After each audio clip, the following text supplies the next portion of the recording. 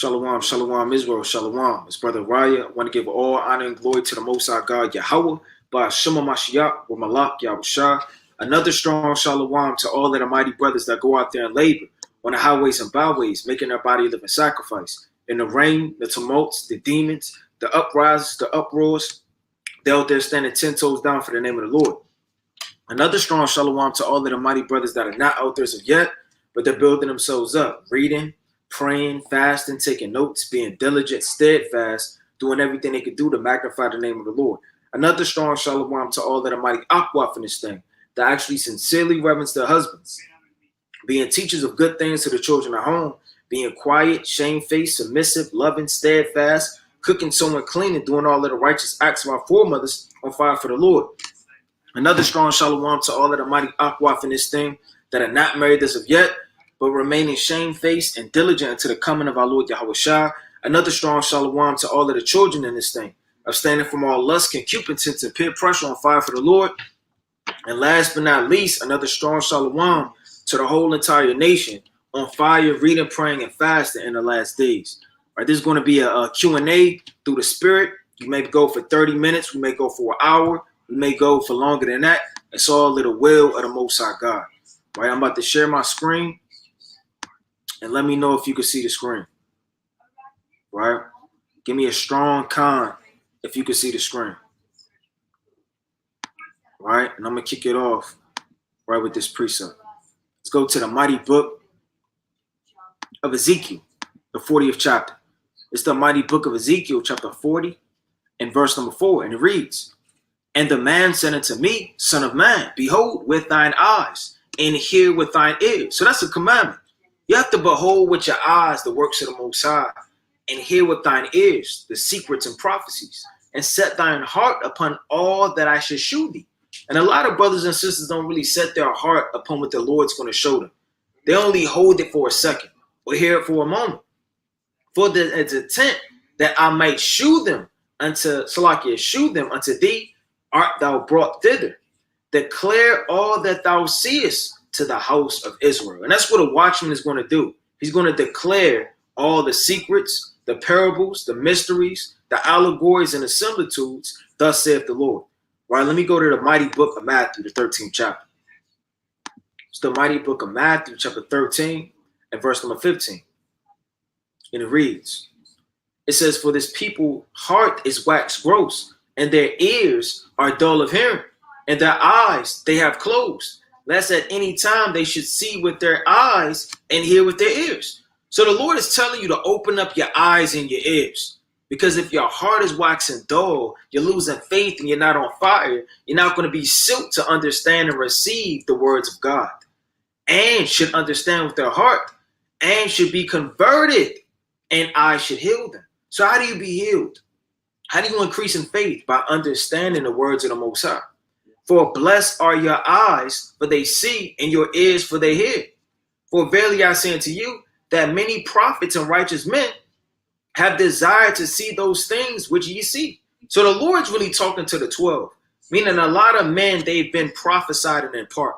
Daniel seen things in part. Ezra seen things in part. A lot of prophets, Habakkuk seen things in part. Nahum seen things in part. They weren't able to fulfillly see the things that the 12 seen. So a lot of righteous men may want to receive certain prophecies and breakdowns. This is the last days, man. If you had any time to have a question, any time to go into prophecy, any time to get any breakdowns, now is the time. It says, "And have not seen them, and to hear those things which ye hear, and have not heard them." Hey, Jake's so comfortable in Babylon with the breakdowns and the water from the Most High that they don't understand that men that have lived before us, that were prophets, that were elders, that were men, that were righteous men and women, desired to see the things that we could dive into today and get the understanding in. So all praises to the Most High God for Q&As, for prophecy, for breakdowns, for the understanding given to us by our Heavenly Father. Right? And we're going to go in order. Most High willing, we'll be able to answer all your questions. It's all of the will of the Most High. Right? And Shalom, daughter of Zion. Shalom, brother Angelo. Shalom, HBK-ENT. Shalom, Dirty Water. Love Pulse. And Smile. Azariah. right? Kiko, Guadash, Zion, WFI, Seattle in the building, right? And all of the righteous men, women, and children that are joining in through the spirit and power of the Most High God, right? This is the first question, right? It says, Job chapter 1 and verse 4 in the NIV says birthday. I don't know if it's accurate. Job knew the laws, but if it is, wouldn't that justify why Satan got the green light to destroy them? Well, let's dive into it. Now, in the NIV, let's dive into the NIV. Right? Let's go into this thing. Let's go to the book of Job, chapter 1, NIV. So different versions can help you, but they also can hurt you. But in this case, right, it's helping you. It's the book of Job, chapter 1 and verse 4. His sons used, right, to hold feasts in their homes on their birthdays. And they would invite their 3 sisters to eat and drink with them. Now, is that really talking about birthdays? Is it not? Let's dive into it. Let's find out. Let's go to the KJV. Let's go to the mighty book of Job. It's the book of Job, right, chapter 1, and we're going to start at verse number 4. And his sons went and feasted in their houses, every one his day. When it says his day, it's talking about their birthday. How do we know? Through the precepts. It's about to explain. And sent and called for their 3 sisters to eat and to drink with them. Now, how do we know that's talking about birthdays? Let's go to the same book, to the 3rd chapter. It's the book of Job, chapter 3 and verse 1. After this, opened Job his mouth and cursed his day. When it says Job cursed his day, how do we know that it's talking about his birthday? Because in verse 3, it tells you. It says, Job spake and said, let the day wherein I was born and the night in which I was said, there is a man-child conceived. So if he cursed his day, the first thing in Job speaking is cursing the day he was born. America and the different regions of the world classify that as a birthday. So when you go to the 1st chapter, back again, when it says his day, that's the same lingo and hip talk of the 3rd chapter, letting you know that it's really talking about a birthday. It's the book of Job, chapter 1 and verse 4. And his sons went and feasted in their houses, everyone his day, and then everyone on their specific day that they were born, and sent and called for their 3 sisters to eat and to drink with them. Right? That's feast, man. They were turning up, right? They were idolatrous worshiping, and they were going off. Right? Let's go to the next question. Right? Next question. Shalom, I have a question. What do the scriptures say about abortions? Okay, Khan, let's go to it. At first, let's go to the law. Let's go to Exodus, the 20th chapter. Because the Lord told you, thou shalt not kill. That's killing. Anything to destroy yourself, the Lord said you shouldn't destroy your temple. Your temple is your body, and anything in your body is classified as your temple. Don't just think you just shooting up dope in your arm or smoking crack that's defiling your temple, man. When you eat excessive foods and eat just crackers all day and chips and all type of damn syrups all day, you're defiling your temple, man. It's not a healthy balance. You wonder why you got heart disease, kidney failure, diabetes, and all of these different things, because you're getting cursed. The Lord is destroying you. All because of why? You're not hearkening to thus saith the Lord. This is the book of Exodus, chapter 20 and verse 13. Thou shalt not kill. That's plain. The Lord told you you cannot kill. But somebody may say, well, I don't know. Is that really talking about that? Let's go to the book of 2nd Esdras, chapter 8 and verse 8. It's the mighty book of 2nd Esdras, right? Chapter 8 and verse 8. Because whether you know it or not, the Most High is going to put the spirit upon a woman's womb before that sperm is even grown. That's in the scriptures. It's the book of 2nd Esdras, chapter 8 and verse 8. For when the body is fashioned now in the mother's womb, and thou givest it members, thy creature is preserved in fire and water in 9 months. Doeth thy workmanship endure, thy creature which is created in her. So before the Lord even gives you members, meaning your arms, your muscles, your shrines, your bones for them to grow, your ears to be developed, the Lord has already put a spirit and already fashioned the creature, which is the creation, in the mother's womb. Meaning what? It's preserved in fire and water. That's the Spirit and the Holy Spirit of the Most High God preserved in the mother's womb. Let me get this other quick precept. Let's go to Jeremiah, the 2nd chapter, because the Lord speaks about that. It's the book of Jeremiah, the 2nd chapter, right? And we're going to start at verse, and this whole thing is fire. All right, we're not going to read too much. We're going to start straight at the point. It's 34. Also in the skirts is found the blood of the souls of the poor innocent. I have not found it by secret search, but upon all these. So the Lord is really saying, also in thy skirts is found the blood of the souls. A skirt is where you're supposed to be covered up. So a lot of secret things are going on where Israel was saying that they were innocent, but the Lord was seeing that they were going off through idolatrous practices, altar worships, bowing down to Baal. So a skirt is supposed to cover your shame. But the Lord said, man, under that skirt is really found the blood of the souls and of the innocent that were delivered up for those sacrifices. I have not found it by secret search, but upon all these. Yet thou sayest, because I am innocent, surely his anger shall turn from me. Behold, I will plead with thee, because thou sayest, I have not sinned. And that's what a lot of people say, man. I didn't go off. I didn't sin. I'm innocent. When the whole time you have nothing but blood covering you in your secret parts, which may be your mind, or maybe what you do, whatever case may be. The Lord's uncovering all that, man. He says in the book of Zechariah, so like Zephaniah, he's going to search Jerusalem with candles. And then the Lord is going to see everything. So why would the Lord use this parabolical way to say that we're going off? Because you're not supposed to have blood in your skirts unless a woman is on her menstrual, man. A woman is on her flower. So no, you cannot take a life before the Lord has had an opportunity for it to be fashioned and created. That's taking a life.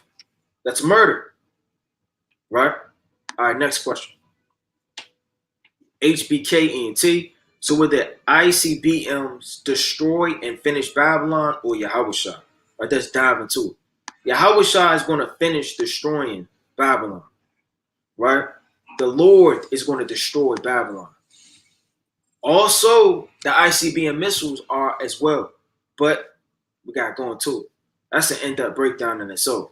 We're going to pull maybe 2-3 precepts through the Spirit and dive into it.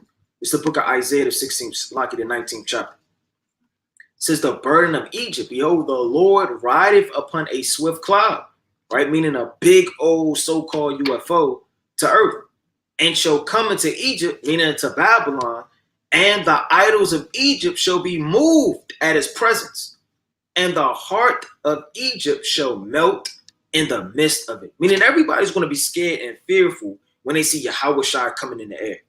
Now, if everybody was destroyed, then they wouldn't see the Lord. The Lord tells you in the book of Revelations that every eye shall see him. That's physical, right? Now, if you get, super deep, there are blind people and maybe people underground and hiding in bunkers. But nevertheless, those inhabitants that are on the earth are going to see the Lord when he comes in the air. It's the book of Revelation, chapter 1, verse 7. Behold, he cometh with clouds, right? Meaning the armies of heaven. And every eye shall see him. And they also which pierced him. And all the kindreds of the earth shall wail because of him. Even so, amen. Right, let me get this quick precept in the book of Revelations. So we're setting the narrative that the Lord is going to be seen. Everybody's going to see the Lord. Let's go to the mighty book of Revelation, chapter 9. And let's start at, this whole thing is fire. I'm going to start at 20. And the rest of the men which were not killed by these plagues, yet repented not of the works of their hands, that they should not worship devils and idols of gold and silver and brass and stone and wood, which neither can see nor hear nor walk. Neither repented they of their murders, nor of their sorceries, nor of their fornications, nor of their thefts. So there's going to be men on the earth after the plagues, which still didn't repent, still didn't say sorry, and still weren't destroyed. Meaning the Lord is going to have to finish destroying inhabitants of the earth. The Lord has to beam up his elect throughout the four corners of the earth. When you read Revelations, the 7th chapter, the four winds are going to have to be holding back. The four winds is parabolic of the earth. Not that there's actual four corners of the earth or actually four winds. Four is a number of completion. It says, and after these things, I saw four angels standing on the four corners of the earth, holding the four winds of the earth, that the wind should not blow upon the earth, nor on the sea, nor on any tree. And I saw another angel ascending from the east, having the seal of the living God.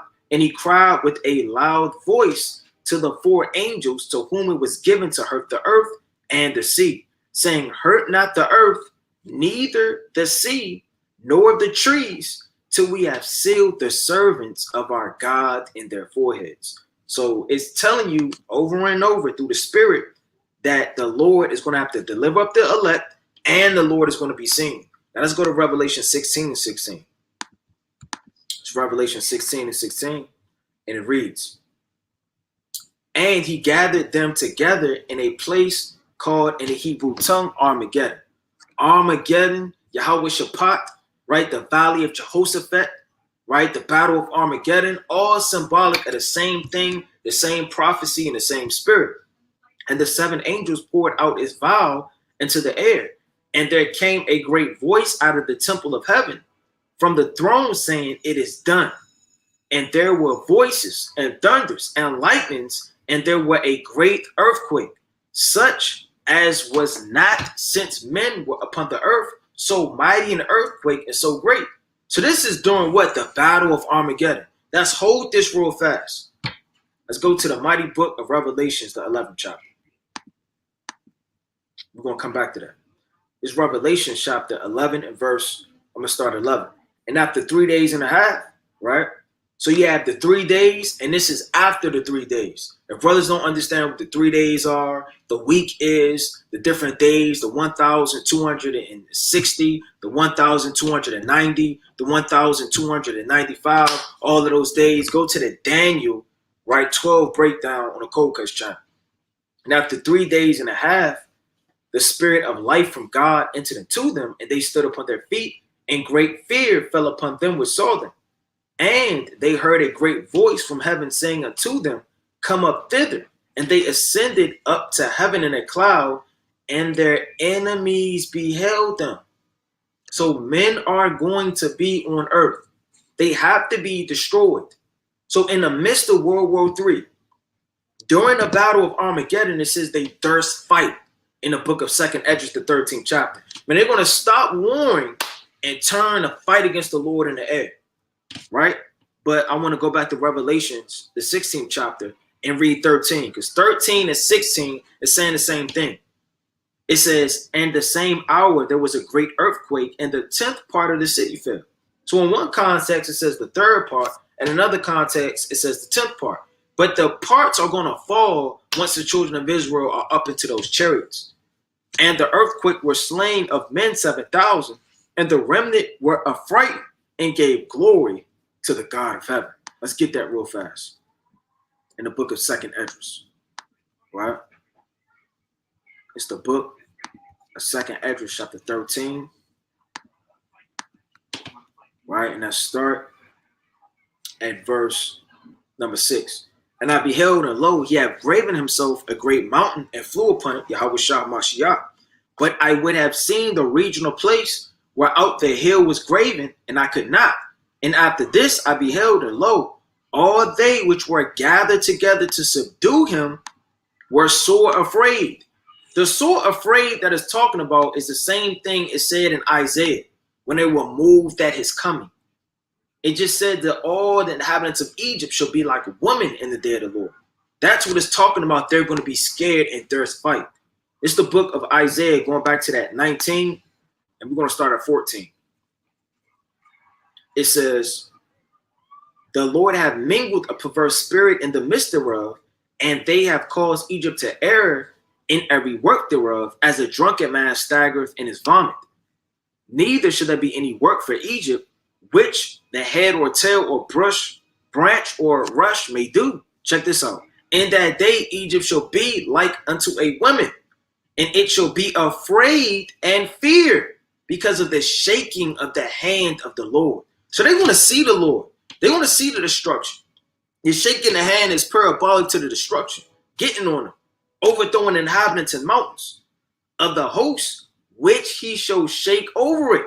So they're going to be like women, saying the same thing in 2nd Esdras, the 13th chapter, verse 8 all the way down, where sore afraid, yet there's fight. Because the Lord's going to put a spirit in them for them to still be stubborn, still want to fight and buck up against the Lord. Huh? It says, and lo, as he saw the violence of the multitude that came, he neither lifted up his hand, nor held sword, nor yet any instrument of war, but only I saw that he sent out of his mouth, as it had been a blast of fire, which is the law, speaking prophecy, and out of his lips a flaming breath, and out of his tongue he cast out sparks and tempests. So that's going to be the destruction, the rest of it. So you're going to have the midst of World War III. You're going to have the height of World War III, Armageddon. The Lord's going to hold back the four corners, beam up the elect, then utterly destroy the inhabitants of Babylon. That's when you read the book of Revelation. Real fast. Chapter 18 and verse number 8. But we can start at 7. It says, how much she have glorified herself and lived deliciously, so much torment and sorrow will give her. For she saith in her heart, I sit a queen, and am no widow, and shall see no sorrow. Therefore shall her plagues come in one day, death and mourning and famine, and she shall be utterly burnt with fire. For strong is the Lord who judgeth her. Right? All right, we're going to jump to the next question. Right? Azariah, Shalom, Shalom. Would you mind going over the parable in Mark chapter 12, 1 through 9? Could that be going into talking about prophets and Yahushua? All right, let's go into it. Let's go to the book of Mark. Right? The mighty book of Mark. Right? It's the mighty book of Mark, chapter 12. And we're going to start at verse number 1. It says, and he began to speak unto them by parables. A certain man planted a vineyard and set a hedge about it, and digged a place for the wine fat, and built a tower and let it out to the husbandman, and went into a far journey. Check this out. And at the season he sent to the husbandman a servant, and he might receive from the husbandman of the fruit of the vineyard. And they caught him and beat him and sent them away empty. And again he sent unto them another servant, and at him they cast stones and wounded him in the head and sent him away shamefully handled. And again he sent another and said they killed, and many others beat some and killing some. Having yet therefore one son, his well-beloved, he sent him also last unto them, saying, they will reverence my son. But those husbandmen said amongst themselves, this is the heir, come let us kill him, and the inheritance shall be ours. And they took him and killed him and cast him out of the vineyard. The vineyard is the nation of Israel, right? I'm going to read it all the way again, but I just wanted to read it, give you context, because I'm going to break it down fast. It says, he began to speak unto them by parables, right? Hamashiach, Yahushua. A certain man planted a vineyard and set an hedge about it. So a vineyard, you have a husbandman. The husbandman in most contexts is the Most High. You have a vineyard, which is the nation of Israel. But that's proved that. A husbandman is Yahushua. That's the book of John, chapter 15, verse 1. It's the book of John, chapter 15, and verse number 1. And it reads, it says, I am the true vine, and my father is the husbandman. So you have a husbandman, but you also have a what? A vineyard. A vineyard is talking about the nation of Israel. It's the book of Isaiah, chapter 5, and verse 7. It's the book of Isaiah, chapter 5, and verse number 7, and it reads, for the vineyard of the Lord of hosts is the house of Israel, and the men of Judah his pleasant plant. And he looked for judgment, but behold oppression, for righteousness, but behold the cry. So you have a husbandman, you have a vineyard, you have a hedge. Who plants hedges around things? Was not a hedge planted around Job so that nothing could harm him, hurt him, overthrow him? So if the Lord's going to have a vineyard, he's got to keep out all the doleful creatures, all of the owls, the cockatrices, the serpents, the eagles, and the vultures. It says, and digged a place for the wine fat, and built a tower, and let it out to the husbandman, and went into a far country. Now, the far country is talking about to the third heaven. That's proved that though. Now, the husbandman is parabolic of the government of Israel, right? You're gonna have those men that oversee the nation.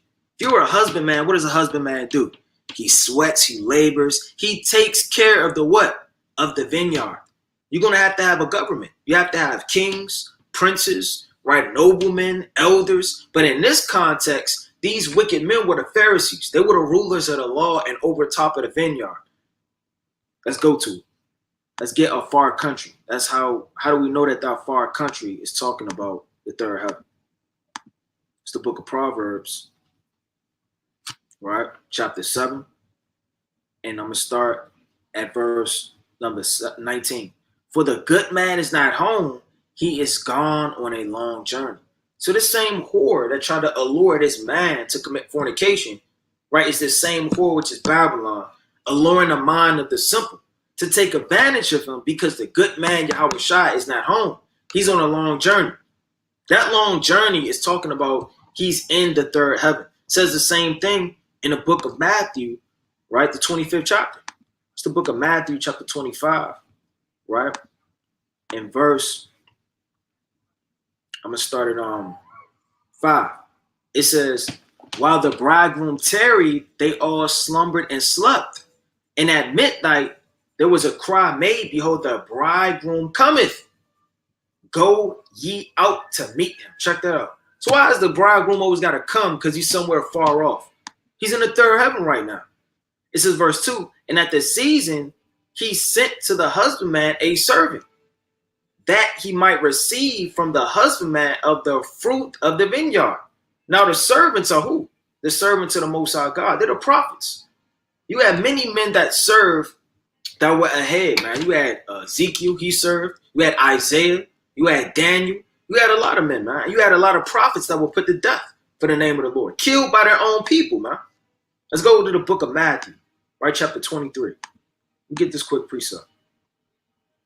It's the book of Matthew, right, chapter 23. And I'm going to start at verse,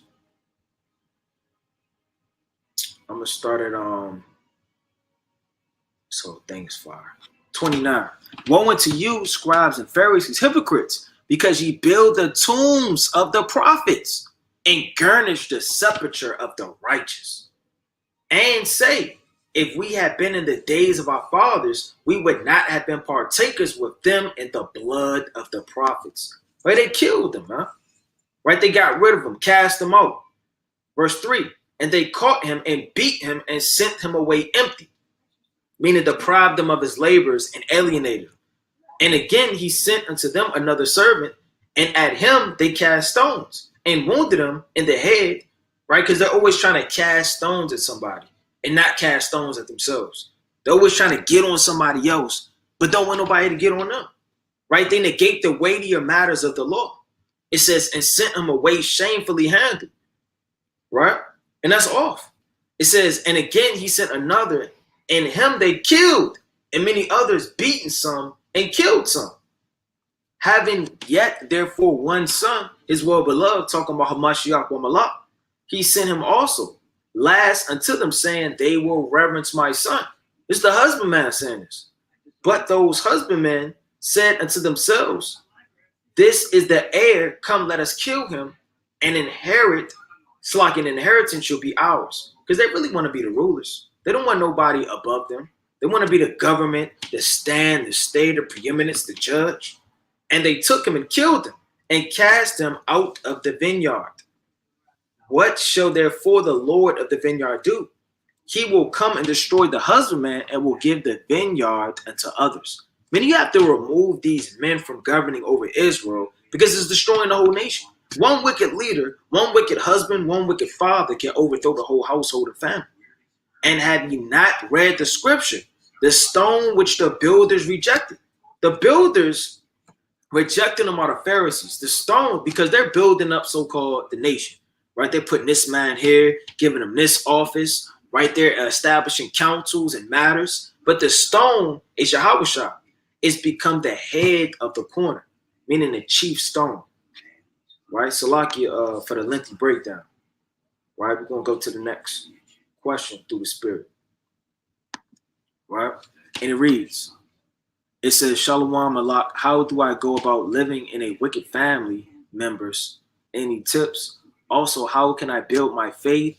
Like any precepts on accounts of our forefathers and how they builded up their faith and zeal. Right? Beautiful question through the Spirit. Right? So how do you go about living with a wicked family? Well, the Lord, man. The Lord was casted out of his own house, man. Look how they did the Lord. Let's go to the book of Mark. It's the book of Mark, chapter 6 and verse number 3. Is not this the carpenter, the son of Mary, the brother of James and Joseph and Judah and Simon? Are not his sisters here with us? And they were offended at him. So when he was teaching, his own family was offended at him, man. You may say something, hey, Pops, we really the Israelites. He got a big, fat fist, black fist around his neck, and he's offended. Hey, don't say that, man. Hey, things gonna happen. You're gonna get beat. You're gonna get kicked out of this house. Boy, you better stop teaching that. People get offended easily, man. You tell them it's a so-called black man that's our king, and we don't want to hear that. A lot of people get offended, man. And the Pharisees were offended. They said, away with them, away with them. We have no king but Caesar. A lot of people are offended, even them of your own house, man. But Yahushua said unto them, a prophet is not without honor, but in his own country. And that's deep. He said, damn, man, look at my own country. Look at my people. They even tell you in the world, you got to go outside your city to be famous because they hate you in your own city, man. Your local rappers, they hating on the local rappers. They hating on your local singers. They hating on your local actresses. They hating on your local, whatever the case may be, man, professors. Once you leave out the city, that's when you get honored because nobody knows you. Nobody's going to hate on you. It ain't known you from being in school with you, man. They seen what you did. They seen you want to come up, and they've been hating and watching the whole time. That's the same spirit. A prophet is not without honor, but in his own country and among his own kin and in his own house. I mean, your mother's going to be the main one that scoffs you, man. And my mother used to call me little Jeremiah, man, when I started coming into the truth. Because I used to always be in the scriptures. You know, I used to be, trying to prophesy, do the thing, always try to teach. Who do you think you are, Jeremiah? Who do you think you are, Ezekiel? Even in your own house, man, and among his own kin. So your cousin's going to laugh at you, your uncles, your aunts. Look at this boy. Who do you think he is, man? Always wearing that silly thing on the bottom of your... Why is it always blue? Switch up the colors. Why they want to start scoffing you, man? And he couldn't, Salaki, and he could there do no mighty work, saith that he laid his hands upon a few sick folk and healed them. So they're scoffing. And he could do no mighty work, said he lay his hands on a couple sick folk and healed them. That's off. That's like you a basketball star and your little brother come in the room. All you can do is shoot a three. You can't dunk for real, right? You can't do 360, right? Just scoffing. It says, and he marveled because of their unbelief. And he went round about the villages teaching. So don't think you're the only one, man. The Lord had this to happen for our learning's sake, because that's the same spirit that happens to us to this very day. Yeah, your father going to scoff. Your brothers might scoff at you, man. May look at you different, man. Your old friends. So don't think that this is anything new, man. A lot of people will look at you like an outcast, a black sheep, or a loser, or a nobody, or a weirdo, man. I remember a long time ago, one of my friends, I was teaching about the truth. He said, man, you got too much time on your hands, man. Right? Just trying to discourage my faith and what I was learning and going into. So don't think that you're going to have any honor in this thing, man, except from the Most High God and the chosen, the elect, which are your true mother and brethren, man. That's why the Lord said, look, who is my mother and who are my brother? Them to do the will of my Father, which is in heaven. Right? Let me get this quick precept.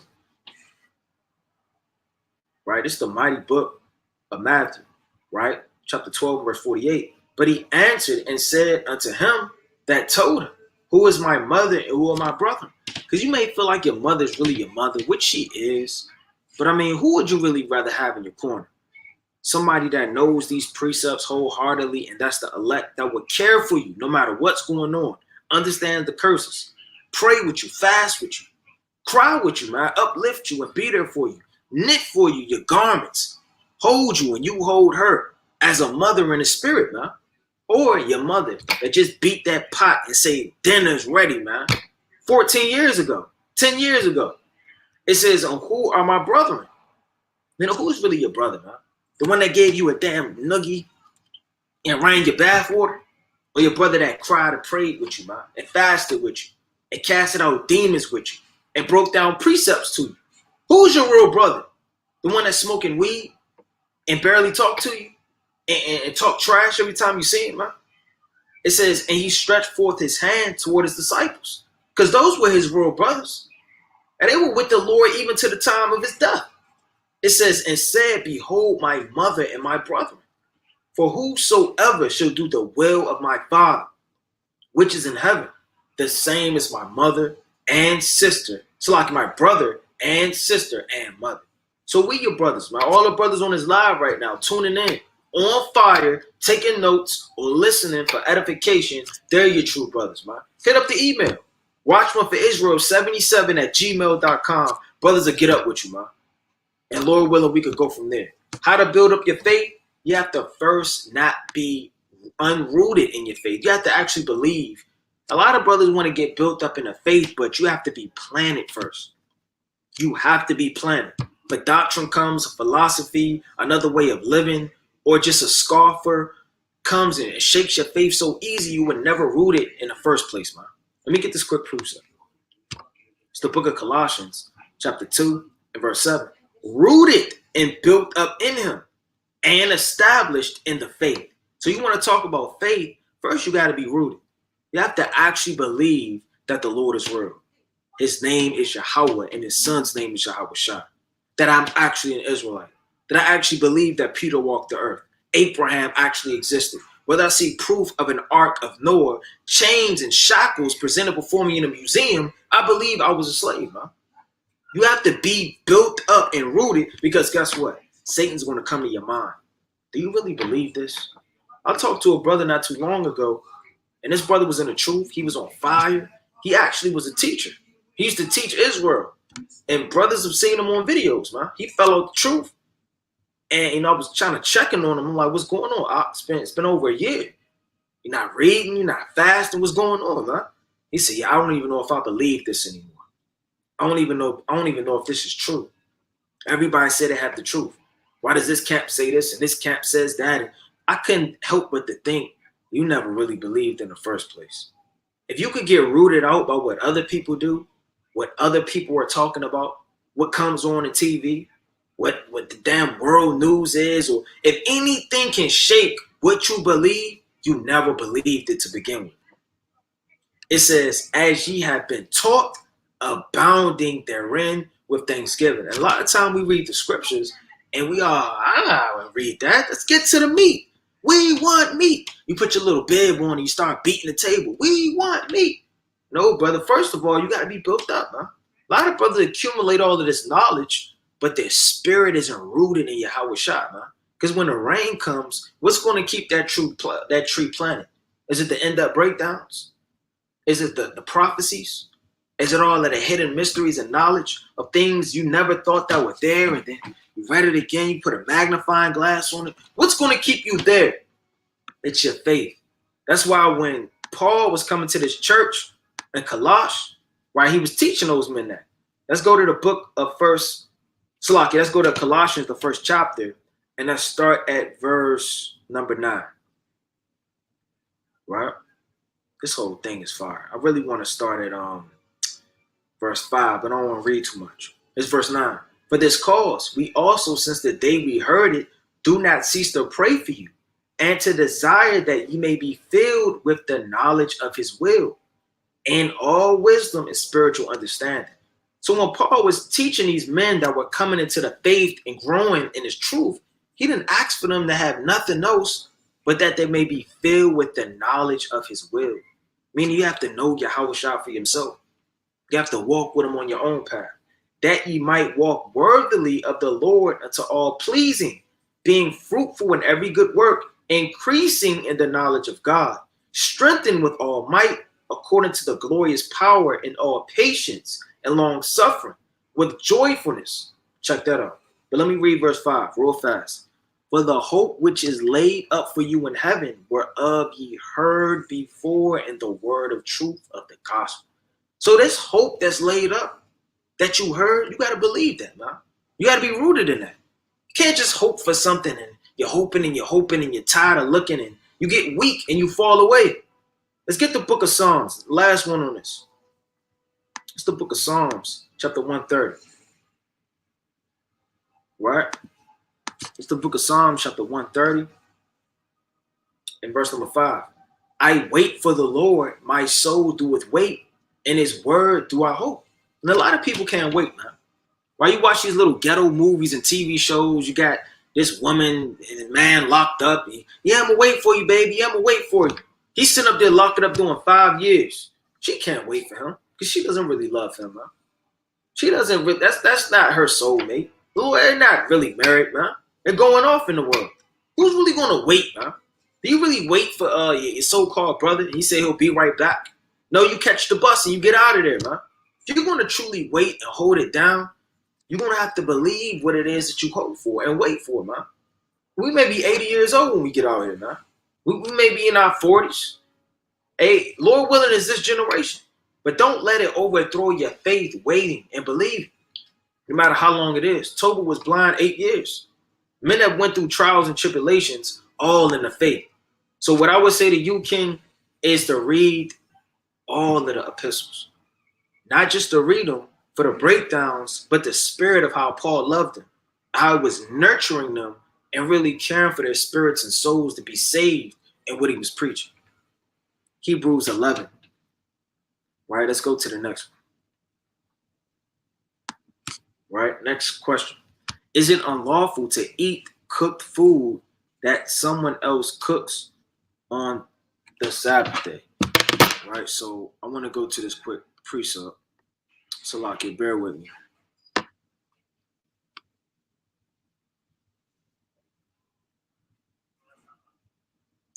Right, let's go to the book of 2 John. Get this quick precept. Right, so we're going to answer that with this precept. It's the book of 2 John, chapter 1. I'm going to start at 10. Right, it says, I'm going to start at 9. Whosoever transgresseth and abideth not in the doctrine of Yahushua have not God. He that abideth in the doctrine of Christ, he have both the Father and the Son. You have some people that just Old Testament only, right? It says, if there come unto you, unto you and bring not this doctrine, meaning the doctrine of Yahweh Bashem Yahushua, receive him not into your house, neither bid him Godspeed. For he that abideth him, Godspeed is a partaker of his evil deeds. So you could be a partaker of everything he did just by inviting him in your house. Does that believe you said the hell with the New Testament, man? We don't believe in Yahushua. You said blasphemous words, and you took the New Testament and you teared it up. Does that mean you burnt it and did unprofitable things and wicked deeds? In your mind, no. But how does the Lord look at that, man? If you're bidding him Godspeed, oh yeah, Lord willing, you'll be okay. All praise to the Most High. All praise to the Most High, brother. You have a nice day. Hey, safe journeys. You sitting up there beating this evil man Godspeed. The Lord said, look, man, you're just as guilty as being a partaker of all of his evil deeds. So you got to look at people that do evil things. And if we indulge in it, we're right next to them. We bet an eye to it. We don't rebuke them. We're a partaker also of the things that they do and the spirit that they move in, man. You got to understand how deep that is. Right, let me get this quick precept too. Right, let's go to the mighty book of Timothy. So no, you can't cook food. It's like you can't eat food that somebody else is cooking on the Sabbath day.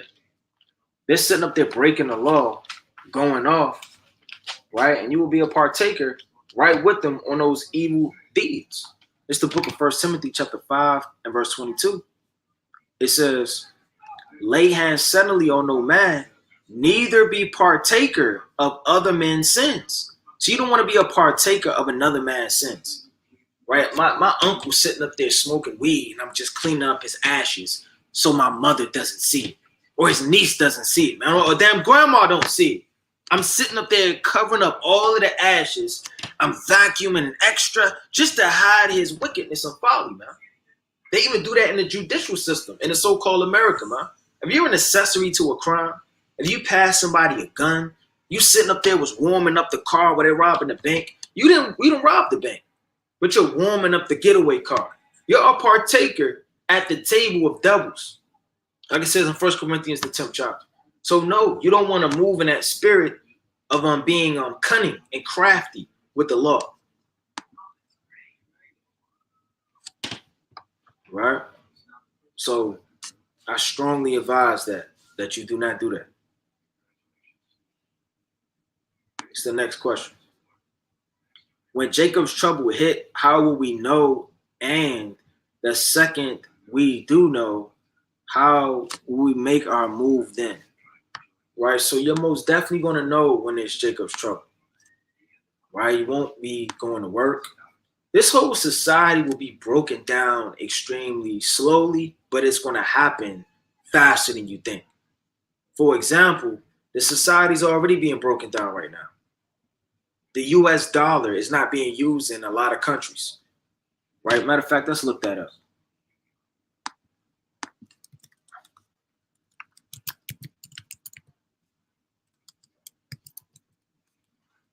US dollar dropping in value. Why is the dollar dropping, value dropping?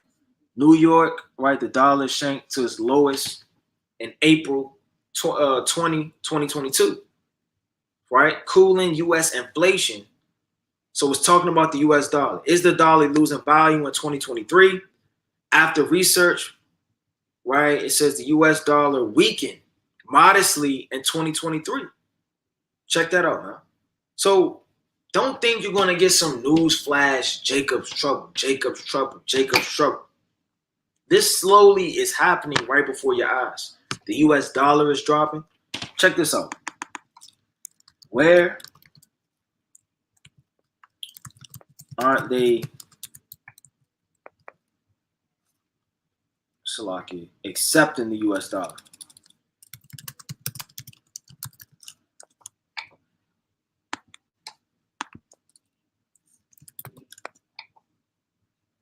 Countries that use the US dollar, right?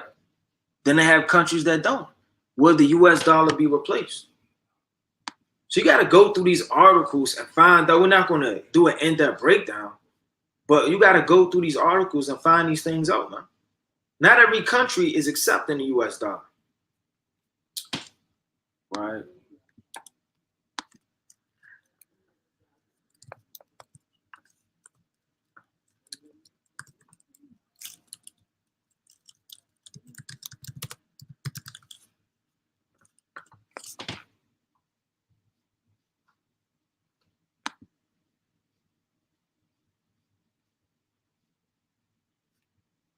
Right, so you got to kind of look at the US dollar dropping. You got to look at the oil, right? We're getting a predominantly amount of our oil from in different places and see how that's all slowing up.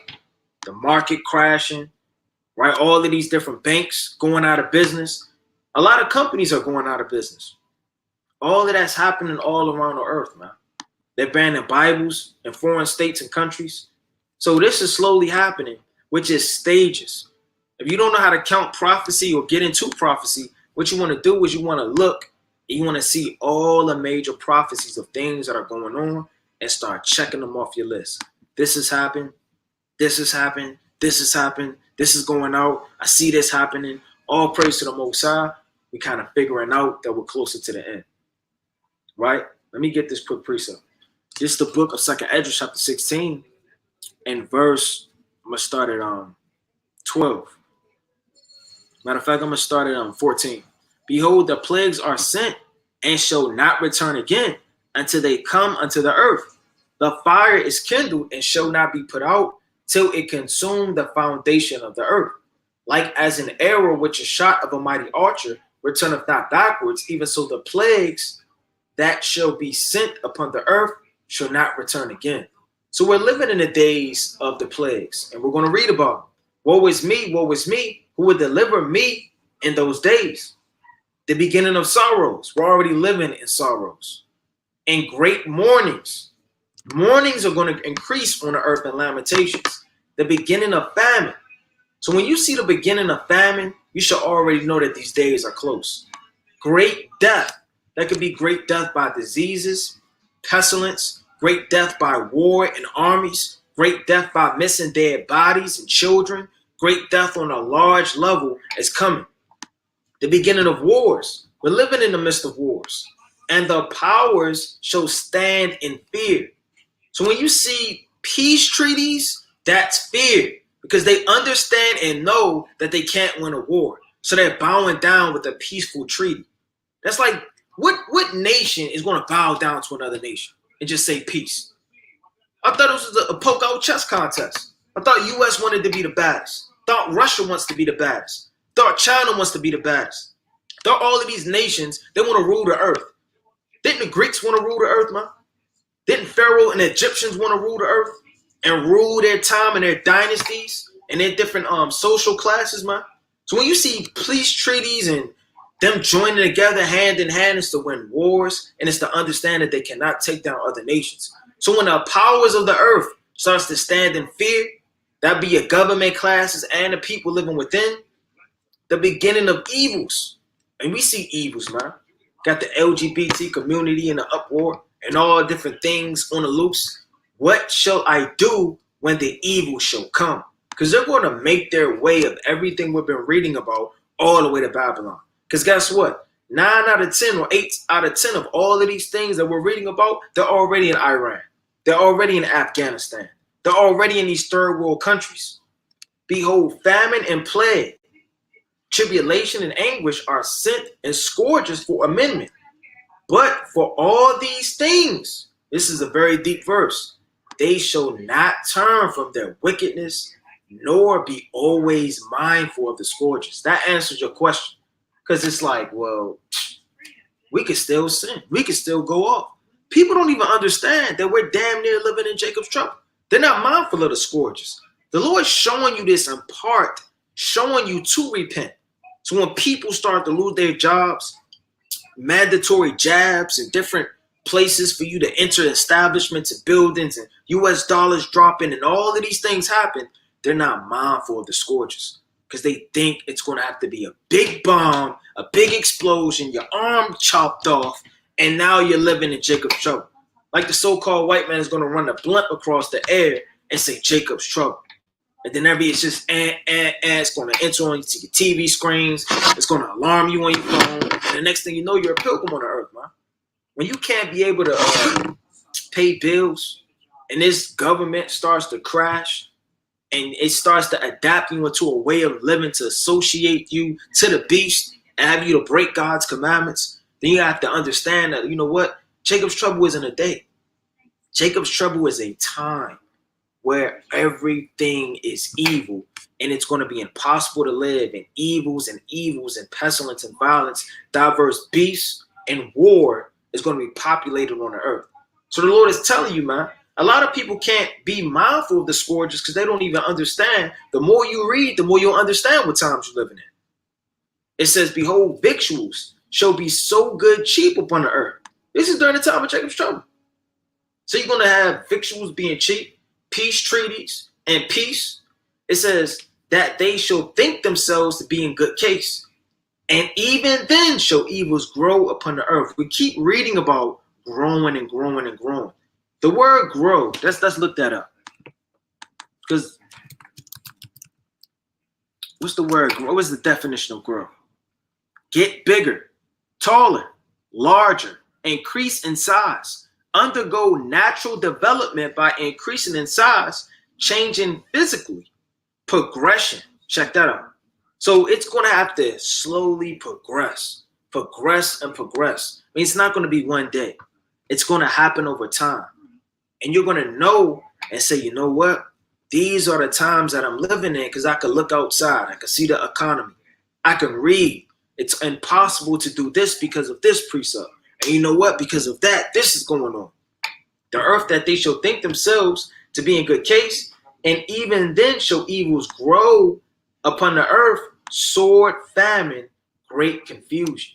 I think a lot of men are going to know they're in Jacob's trouble in the midst of Jacob's trouble. Not the beginning of it, but the midst. Because a lot of people aren't going to be what? Mindful of the scourges. For many of them that dwell upon the earth shall perish of famine. And the other that escape the hunger shall the sword destroy. So, brother, I would most definitely look upon the times that we're living in, paste them up in the spirit, and go from there. Right? It's the next question.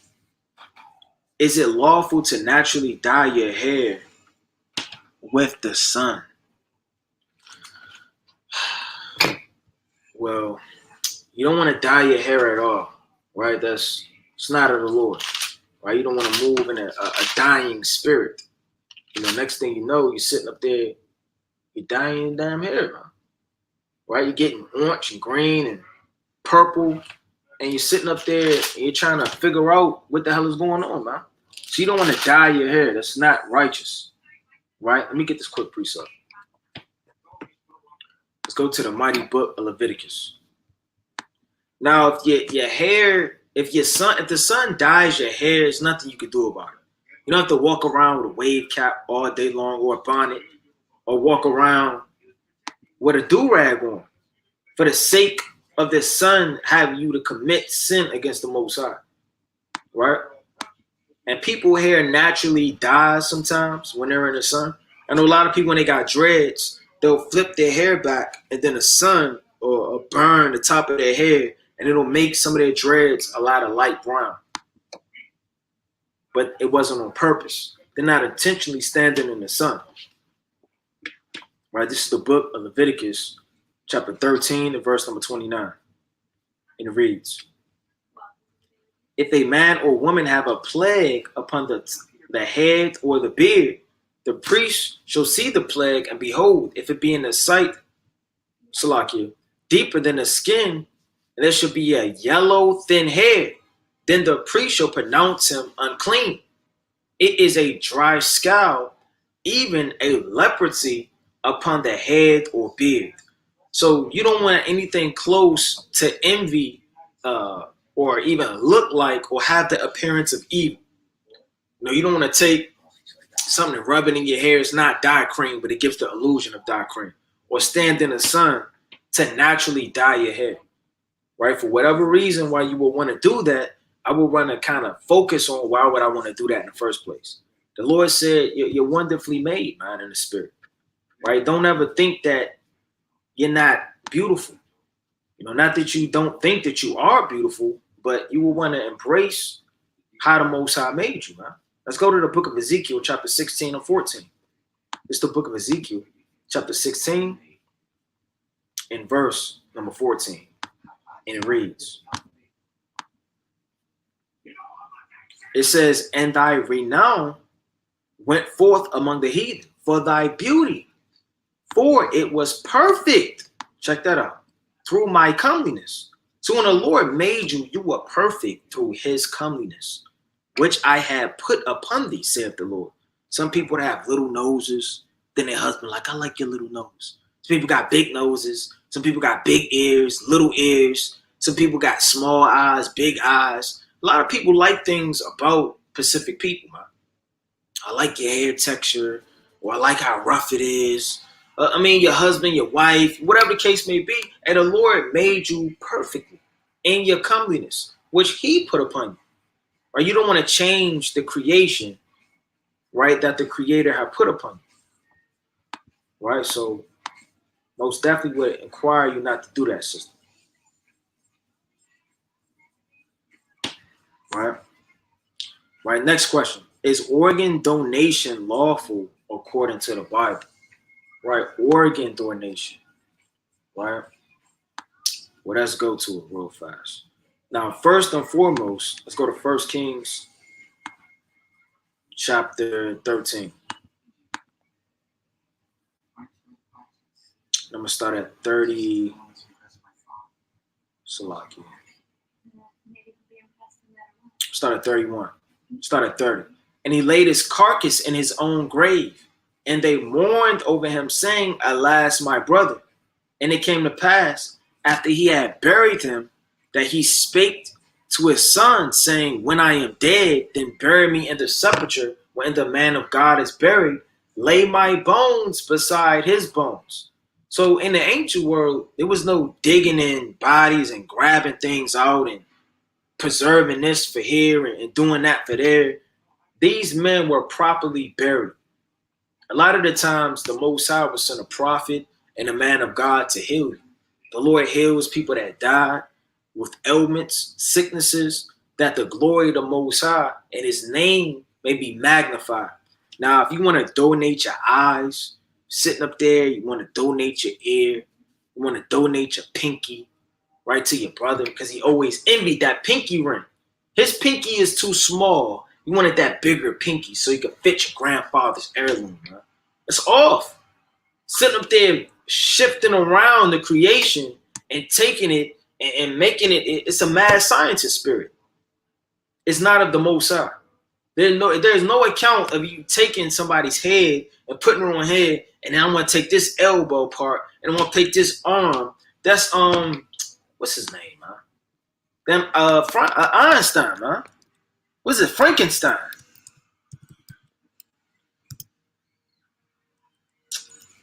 I think that's what he is. I think that's the name of it. If I'm not mistaken, I've never watched this, I only heard it, so I could be wrong. But I believe that he was taken by different body parts and made together, man. And he just took this part and that part and they jammed them all together. Or they made a new brain and they start messing with him. And he went insane or something. Now, mind you, the Lord did make physicians. And then physicians, they may have to do surgery. And there's nothing wrong with getting surgery because you may have to have things removed. Now, say you were in war and then you thrust through with, a part of a spear. But the spear is in your arm and it broke off the other part. To dive in as a physician of the Most High to heal you through the herbs to numb your pain, stitch you up, and to heal you, right? That would be lawful.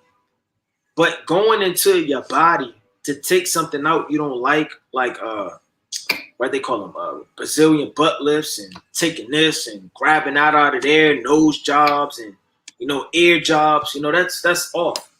You can't do that according to the Bible. You will have a proper burial with your own grave, and then you will go from there. Anything other than that, of taking other body parts and mixing them around, you're mixing blood, you're just going off. It's not of the Lord, man. Right now, if you want to donate, like I said, your body or whatever the case may be, that's not lawful. And I wouldn't tell you to do that because that's not biblical. Right? That's something that's of the world, and you don't know what the hell they do to your body parts, man. You sitting up checking that check thing off. Now your body's up for the scientist's pleasure. He's bending you over, checking. I always wondered what was up here, right? What does Eve got up here? Never seen one in person. Now he's taking those clips and he's spreading things he ought not spread, digging places he ought not dig, and grabbing things he ought not grab, huh? Right? And he took one eyeball, he gave him your whole body. Right? So no, you don't want to move like that. Right? That's off. Right? I want to get another point too, real fast. So like you bear with me. I want to pull this up.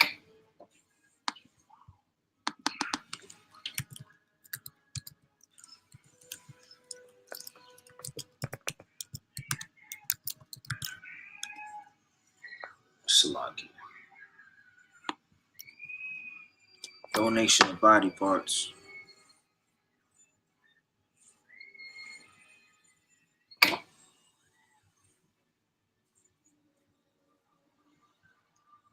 Now, in life or death situations, if something could save you and help you, right, that's a different scenario than you dying and them having your body to do God knows what with.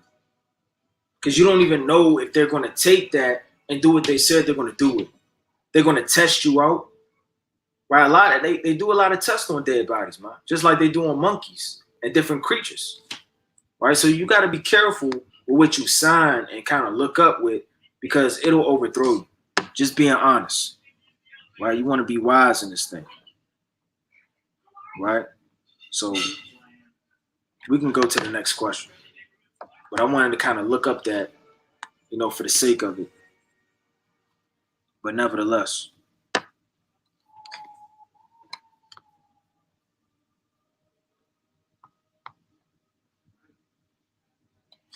Okay, let's go to the next question.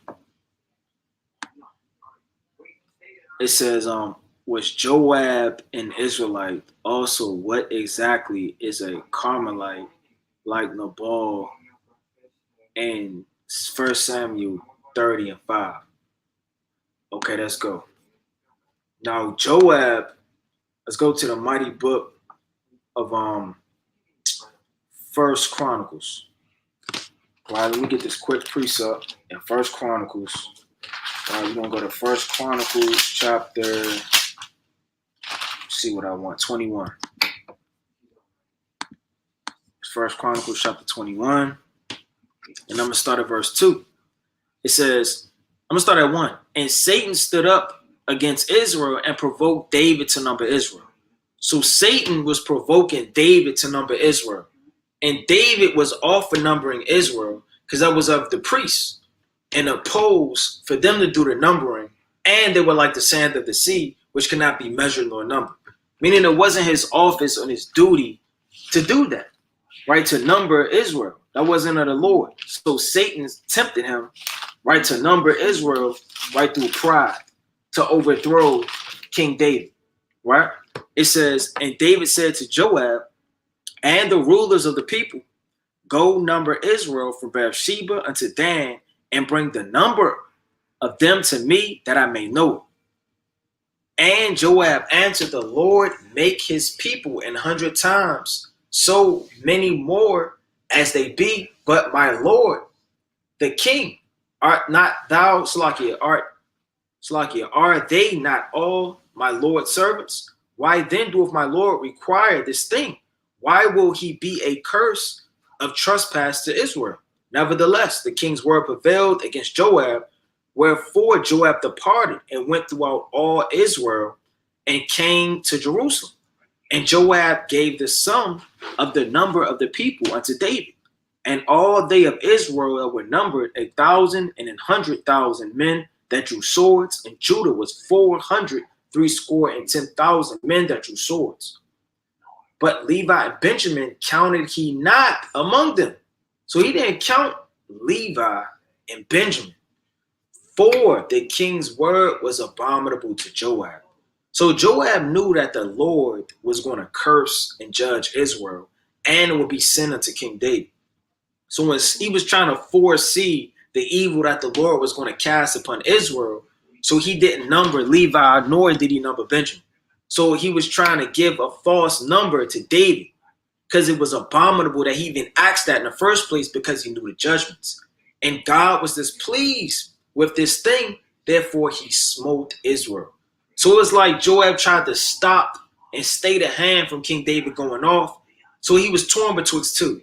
He has to listen to the king. If he don't listen to the king, King David could kill him. He would be in sin by the Most High by not listening to the king. And if he listened to the king's having him go off. So he's trying to think of a way to both keep the commandment of the king and not go off by the Most High.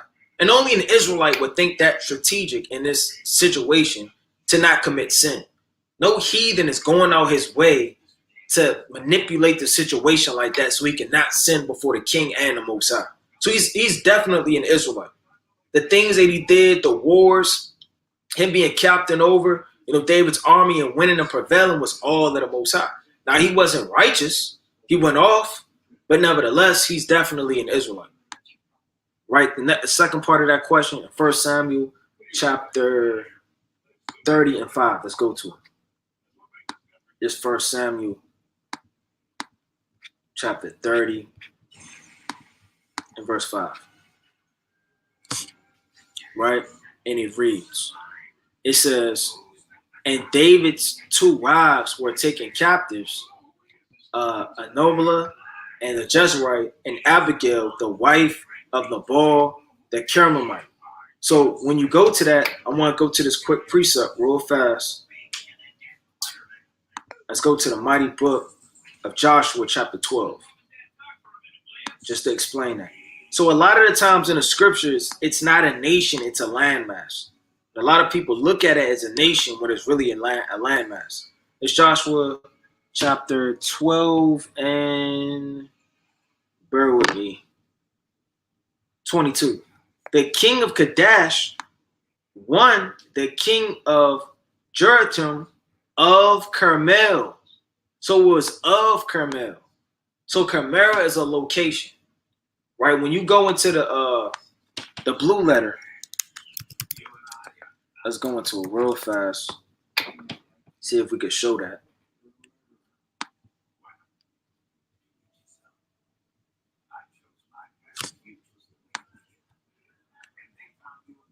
See, an inhabitant of Carmel. So when we went to Joshua, the 12th chapter, it lists a lot of these land masses that we inhabit, that we was going through. You understand? And Carmel is a location. So it's not a people. Going back to it, Salaki, it says garden land and inhabitants of Carmel. So that's all it was a town that he inhabited. So when you read this, like Micah is called the Morshite.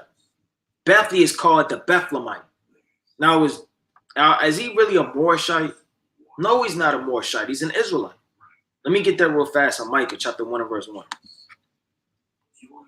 It's Micah chapter 1 and verse 1. The word of the Lord came unto Micah, the Morshite. Now, he's not a Morshite. A Morshite is just an inhabitant of that land. In the days, right, I could rush right here. But let me get another one real fast. You have 1 Samuel, the 16th chapter. 1 Samuel chapter 16 and verse number 1. And the Lord said unto Samuel, how long wilt thou mourn for Saul, seeing I have rejected him from reigning over Israel? Fill thine horn with oil and go, and I will send thee to Jesse the Bethlehemite, because he was from Bethlehem. So he's called the Bethlehemite, a Morshite, a Carmelite. All of these are just different places and land masses where you would dwell. Let me give you another one. Now, this is of the heathen. Just to go to show you, when you read, there aren't other nations in the Bible that aren't listed that are mentioned one time. Let's go to the book of Judges, chapter 10. This is Judges, chapter 10, and verse, I'm going to start at 12. The Zidonians, which are Africans, also the Amalekites, right? That's Esau, and the Manoites. Well, who is this? I never heard of them before. Right? Let's look it up. Let's find out. Right? That's a landmass. It's not a people. This is the mighty book, right, of Judges, chapter 10, and I'm going to start at verse 12. We're going to look them up. A habitation of Moab. So it gives the illusion that the Moabites are a people. But they're not really a people. It's just inhabitant of that city.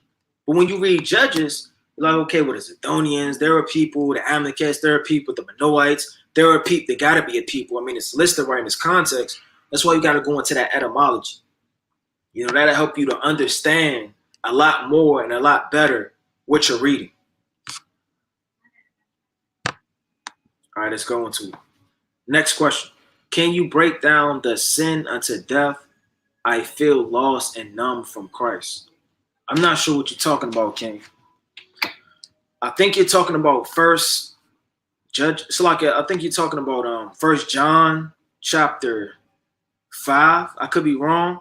I don't want to break all of this down and I'm wrong. But nevertheless, for the sake of time, you can correct me if I'm wrong, King. Right? This is the mighty book from 1 John chapter 5 and verse 17. All unrighteousness is sin, and there is a sin not unto death. So you have sins that are not unto death. If you shave your beard, that's not going to kill you. right? There's no law that you have to be stoned if you shave your beard. There's no law if, whatever the case may be, I don't know, you didn't wear your fringes today. Now you get stoned to death. But there are laws to death, huh? Meaning adultery. If your wife went out and slept with another man, she would be stoned to death. If your husband went out and he committed adultery, he would be stoned to death.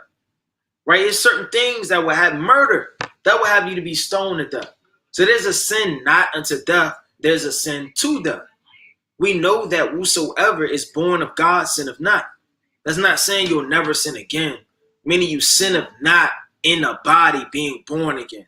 Meaning you try your best in the spirit of the Most High being born again, not to live in a sinful life. But he that is begotten of God keepeth himself, and that wicked one toucheth him not. And we know that we are of God, and the whole world lieth in wickedness. So, that's what it's talking about. But I really want to start at verse number 16. If any man see his brother sin a sin which is not unto death, meaning he may shave his beard, he don't got his fringes on, he lied. Just because you lie don't mean you're going to get put to death. He shall ask, and he shall give him life for them that sin not unto death. The life is animal sacrifice, meaning blood. You have to give some type of life. Life is talking about blood. That's the book of Leviticus chapter 17 and verse 10. You have to give them life. For life. So if you go off, the Lord wants some type of atonement, right? For a sin that's not unto death. But there's certain sins that's unto death, meaning you can't give life for. Your life has to go for that. It's the book of Leviticus chapter 17 and 10. And whatsoever man therefore be of the house of Israel, or the stranger that sojourneth among you, that eateth any manner of blood, I will even set my face against that soul that eateth blood, and I will cut him off from among his people. Check this out. For the life of the flesh is in the blood. So the Lord said life shall go for life, meaning the life that it's talking about is the blood. And I have given it to you upon the altar to make atonement for your souls. For it is the blood that maketh an atonement for your soul. Going back to John, it says, he shall give him life for life, and then that sin not unto death. There is a sin unto death, adultery, murder, XYZ. I do not say that he shall pay for it. I mean, you can't pay for that, man, at that point. You got to die. The Lord has to kill you. Your blood has to be spread and shed. That's what that's talking about. All right, next question. Are there a book on polygamy available? Any recommendations? No. I don't read any books on polygamy or anything like that. If I want to go into anything in the scriptures that may deal with a woman, you understand, and a husband and multiple wives, whatever the case may be, it's right in the scriptures. You don't have to read other outside books for any edification. Only outside books you want to go into are educational books to help explain the scriptures that you need. Land masses, etymology, records, different things like that. That's always useful and profitable. Other than that, you can go inside of the scriptures and break down, right, what you want to go into. Who are the Carmanians? I believe that's trying to say Carmanians in 2nd Esdras, the 15th chapter, right? That's going to it.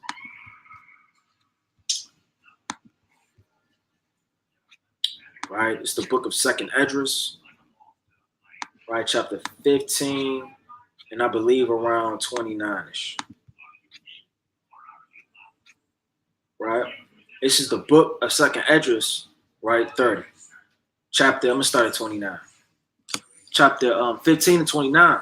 Where the nations of the dragons of Arabia shall come out with many chariots, and the multitudes of them shall be carried as the wind upon the earth, that all they which hear them may fear and tremble. Also the Carmanians, raging in wrath, shall go forth as the wild boar of the wood, and with the great power shall they come in iron battle, right? It's like in joint battle with them, and they shall waste a portion of the land of the Assyrians. So the Carmanians is talking about the Iranians. So Iran. When you look up on a map, Carmanians is talking about Iran. But that's proven. check this out. Right in Iraq, it's talking about Iran. Right? See if we can get us a map. Not sure if you can see that. That's that region right there.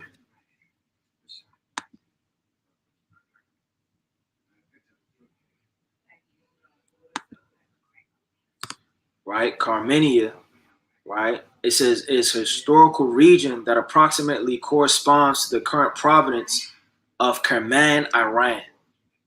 Right? So there you go. When you go into that history. All right, next question. Jay Bryant, will I be sent to the lake of fire even though I'm trying to rid myself of addictions I've inquired over the years? Well, I can't tell you, King, if you're going to go to the lake of fire or not. You know, that's beyond me. That's too deep for me. And I wasn't given that knowledge, nor any man. But what I can say is, let me get this quick precept in the book of Ecclesiastes. While you're still alive and still have the spirit to inquire about the lake of fire, wisdom, knowledge, and you want to know about the kingdom, you always have hope.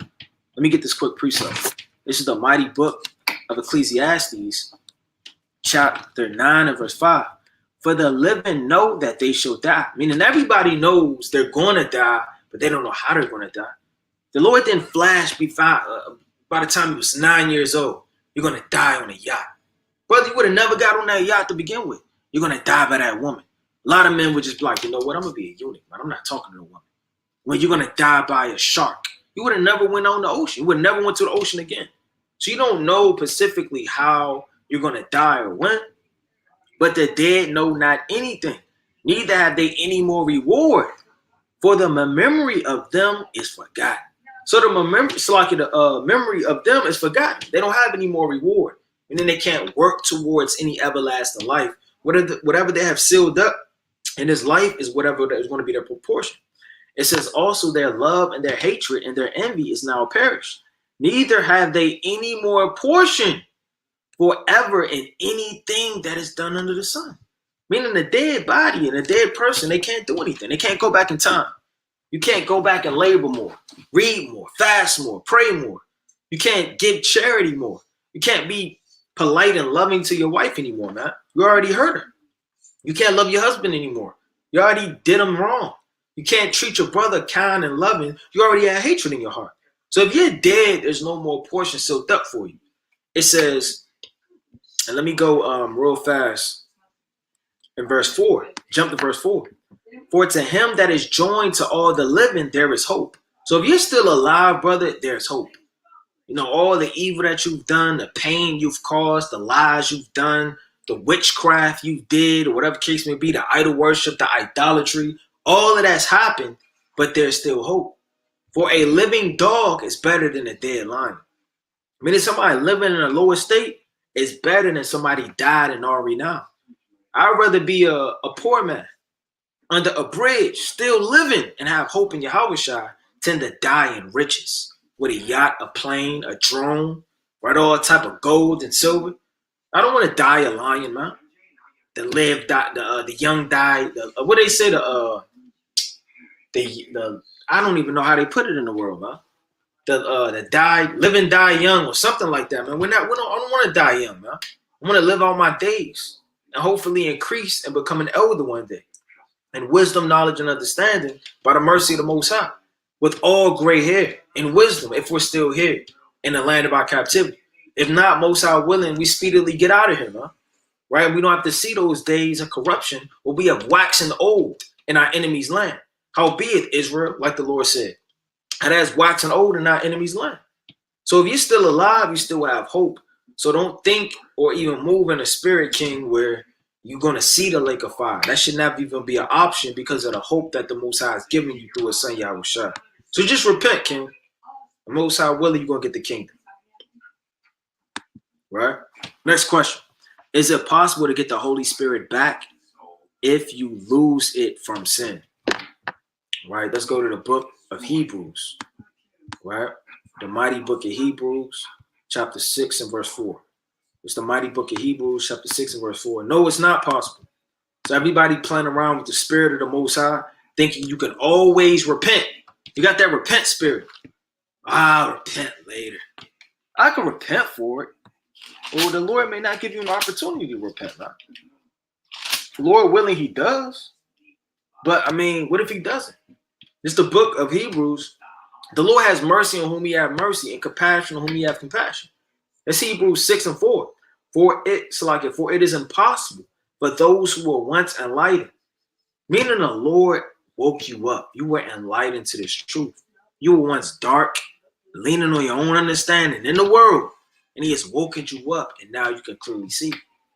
And has tasted of the heavenly gift, meaning the promises, the mercy, and the grace, and were partakers of the Holy Ghost, meaning of all of the prophecies and breakdowns and knowledge which Yahushua has given you, and have tasted of the good word of God and the powers of the world to come, if he shall fall away, to renew them again unto repentance, seeing they crucified to themselves the Son of God afresh and put him to an open shame. So you put the Lord to an open shame when you willingly commit sin. You nail him to the cross, you scoff at him, and you denounce his blood. Because his blood is upon you for an atonement, for mercy and grace. Not willing to take advantage of. That's off. When you go to the book of Jeremiah, let's go to Jeremiah chapter 14. Jeremiah chapter 14, and let's start at verse 12. When they fast, I will not hear their cry. When they offer burnt offerings and oblations, I will not accept them. But I will consume them by the sword and by the famine and by the pestilence. So, I mean, why is the Lord saying in this context that he's not going to accept your oblations, all your cries, all your fasting, all your prayers, and all your mercy? Because the Most High may not. You may have did something so many times where there's no more blood to be atoned for your witchcraft, double-minded rebellion, that the Lord overthrows you by that, man. How many times are you going to sneak off and smoke weed, man, in the dark? How many times are you going to creep out in the dark and do God knows what? Before the Lord withdraws from you. Because the Most High is not standing out with his hands open all day, asking you for a hug and you to come back to him. It's the other way around. Right? So no. Right, next question. What, Salakia, was it Ezra or the Most High to put away the strange wives and children? Are those children considered the lost sheep of Israel also, if Christ is going to gather those put out away children? Right, it was of the Most High. Right, it wasn't of Ezra. Ezra was studied and built up in the law. And in the law and his wisdom, he set up different things through the Spirit for Israel. Let's go to the mighty book of First Esdras. Right, chapter 7. Right, Salakia. Let me get this quick precept. I wanted First Esdras. Right, I wanted 8 and 7. It's the book of First Esdras, chapter 8, and verse number 7. And it reads, for Ezra had very great skill, so that he omitted nothing of the law and commandments of the Lord. So he didn't stop none of it, man. Whatever he did, it was for and of the Most High. He omitted nothing. Right? Let's look up that word omitted. So it isn't of Ezra himself. It's of the Most High. Omitted means to leave out, exclude, shut out, leave off, forget, neglect, fail, overlook, or ignore. So anything that he was teaching and going into, he had very skill of the law. So that anything that he was going and teaching, he didn't take away from it or forget about it, but taught all Israel the ordinances and judgments. So he was a teacher of the law. And in his teachings of the law, he said certain things. Now, a lot of brothers may say, well, that's not the law. That's Ezra. That's Nehemiah. That's Jeremiah. That's Isaiah. Where you going off, man? Right? The Lord said this. Let's go to the book of 2nd Esdras, right? Chapter 2 and verse number 1. The Lord strategically tells you that he gave commandments by his servants, the prophets.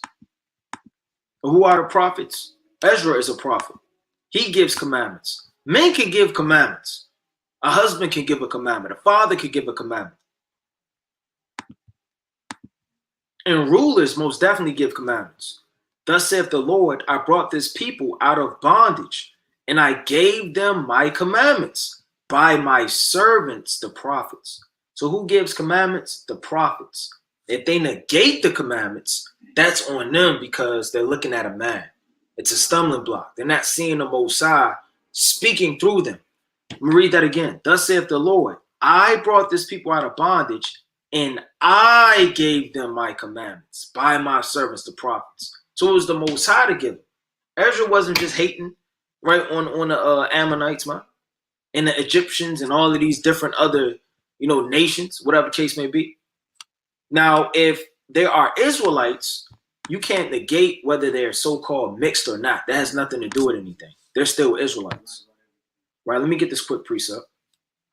Let's go to the mighty book of, let me see what I want. Let's go to Judges. Let's pull something out of Judges through the Spirit.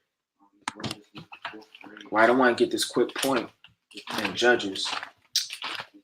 Right, Salaki, bear with me. Pull this quick precept up in Judges.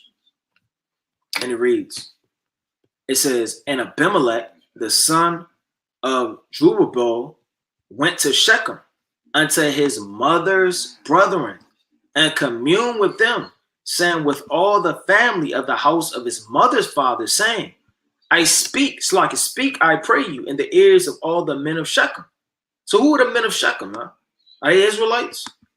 Whether it's better for you either that all the sons of Jerubbaal, right, which are 70 persons, reign over you, or that one reign over you, remember also that I am your bone and your flesh. And his mother's brethren spake of him in the ears of all the men of Shechem all these words, and their hearts inclined to follow Abimelech, for they said he is our brother. Now they're saying that they're his brother. And they gave him 70 pieces of silver out of the house of Baal Bethir, wherewith Abimelech hired vain and light persons, which followed him. So he was going off. And he went unto his father's house at Ophor and slew his brethren, the sons of Jerubbaal, being 70 sons, like persons, upon one stone, notwithstanding, yet Jotham, the youngest son of Jerubbaal, was left, for he hid himself. And all the men of Shechem gathered together in all the house of Milo, and went and made Abimelech king by the plain of the pillar that was in Shechem. Right? So that was off, right? They came together, him and his mother's brethren, not of his father's house. So you have a lot of people that's so-called, what the world would call mixed in the Bible, right? Even David's foremother, Ruth, right? You have the book of Nehemiah, the 13th chapter. Let's go to Nehemiah chapter 13, and let's start at verse 20. Let's start at verse, this whole thing is fire. I'm going to start at verse 23.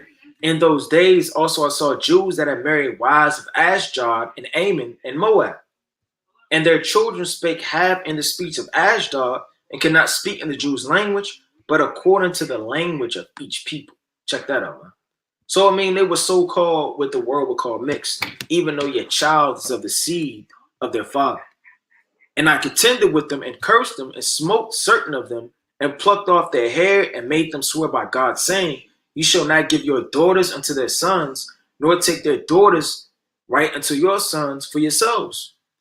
Did not Solomon, king of Israel, sin by these things? Yet among many nations, there was no king like him who was beloved of his God, and God made him king over all Israel. Nevertheless, even him did outlandish women cause him to sin.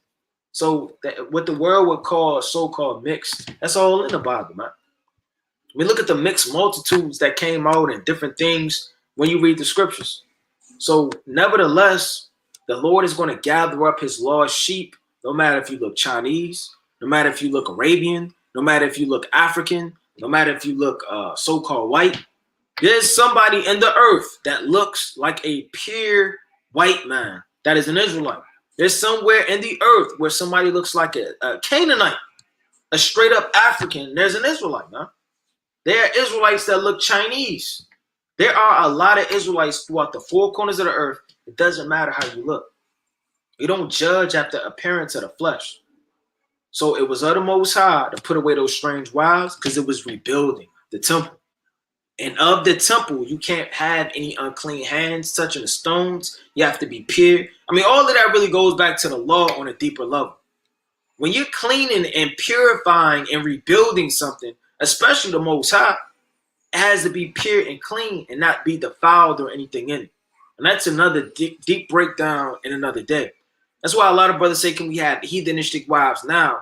We're in the time of Nehemiah. We're in the time of Ezra. We're in the time of Zerubbabel. We're in the time of Joshua. We can't be taking these strange women. We're in a state of building right now. We're in a state of being focused and having pure hands to establish the ruins and the decay of what was once broken down. Next question. Is kissing, holding hands a sin when courting? Right? Let's go to this precept.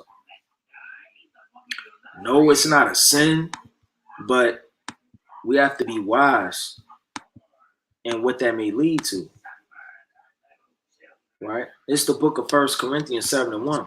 Now concerning things whereof you wrote unto me, it is good for a man not to touch a woman.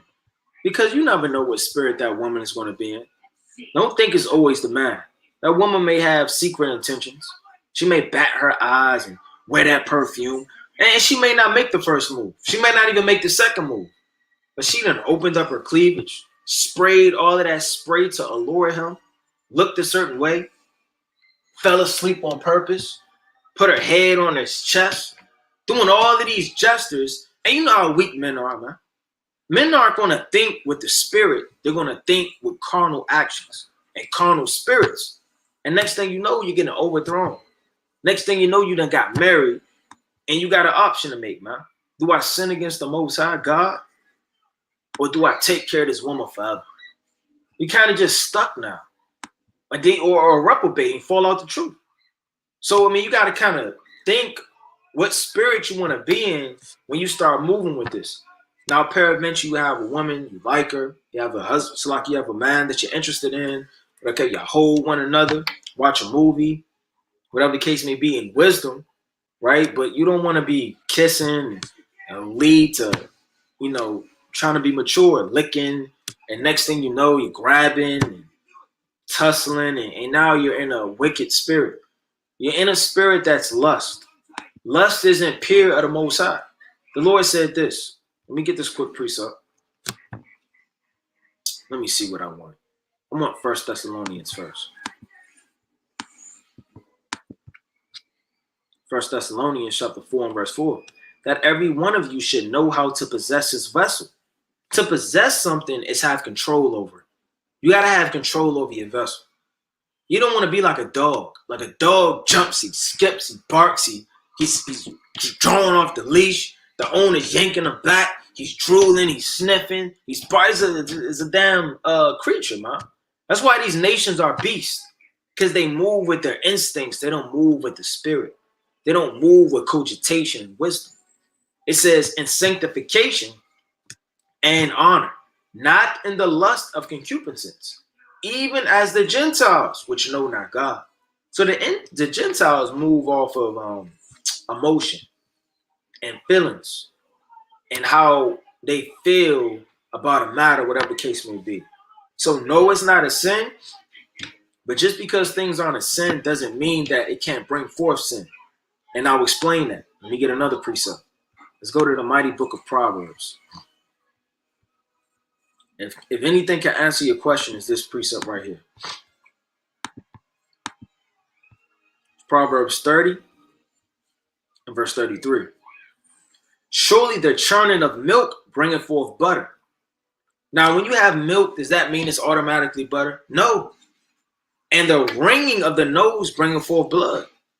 So forcing of wrath bringing forth strife. So the Lord says, surely of churning bringing forth sluggish, churning of milk bringing forth butter. Meaning the more you churl it, the more you mix it, the more you whip it, the more you stick it and groove it, it's going to just get thicker and thicker. It's going to bring forth butter. That's what the Lord is saying, man. Meaning the more you kiss, the more you flirt, the more you grab, the more you push and get pushed, the more you're going to move in lust. The more your mind is going to be overthrown. Now, the wringing of the nose bringing forth blood. I mean, you may stick a tissue up your nose. That's not going to make it bleed. But you keep wringing it and sticking it and moving it and grabbing it. What's going to happen? Blood is going to come out. So forcing of wrath, bringing forth strife. You could be wrathful about something. You know, somebody could say something, do you want to eat pork? No! And you're wrathful about it. Right? You're serious about it. But guess what? You keep being wrathful. You keep being wrathful. It don't even matter if it's about a righteous matter. You're going to cuss. You're going to hit somebody. You're going to grab somebody up. You're going to smack somebody. You're going to slam the door and broke glass. You done brought forth some type of sin. So the more you stick and move with something, just because it's not a sin, doesn't mean it can't grow into sin. Right? Let's go to the next question. Jay Bryant, why did angels have to eat and rest? Reference Genesis 9, 1, 2, 3. They didn't have to eat and rest. They were begged to eat and rest, even though they didn't really eat and rest. That's very deep when you go into it, but we're going to go into it. Right? It's the book of Genesis, chapter 19, verse 1. And they came two angels to Sodom. Now, these angels were sent down here by the Most High God to do what? To map out Sodom, to bring up the accounts to the Most High. Let's prove that. That's what angels are doing. They're like on a co-op mission. Like spies, blending in and bringing up the report of all the crime, iniquity, sex, violence, and mischief. This is the book of Genesis, chapter 5, Salakia, chapter 11. And I'm going to start at verse 5. And the Lord came down to see the city and the tower, which the children of men built. What does it mean the Lord came down? Did the Most High get off his throne? No. The Lord brought the angels down to witness the matter and bring it back up to the Most High. That's how the angels get down. They're the eyes of the Most High. When you go to the mighty book of, let's go to Zechariah, chapter 4 and verse 10.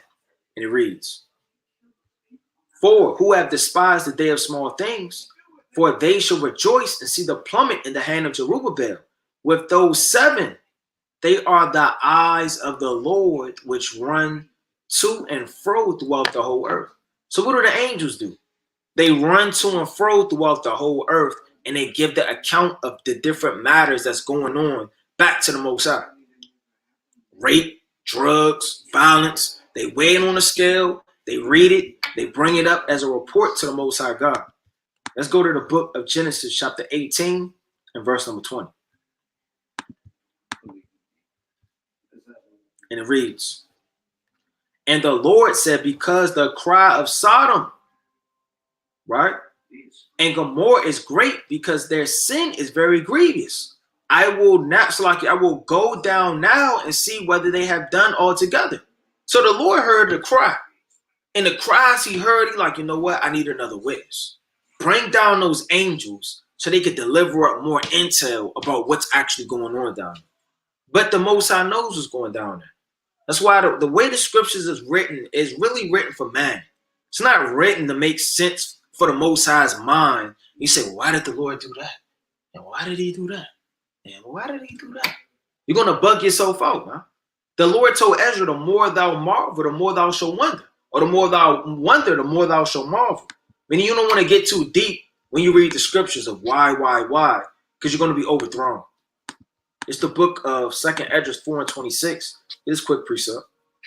It says, then answered he me and said, the more thou searchest, the more thou shalt marvel.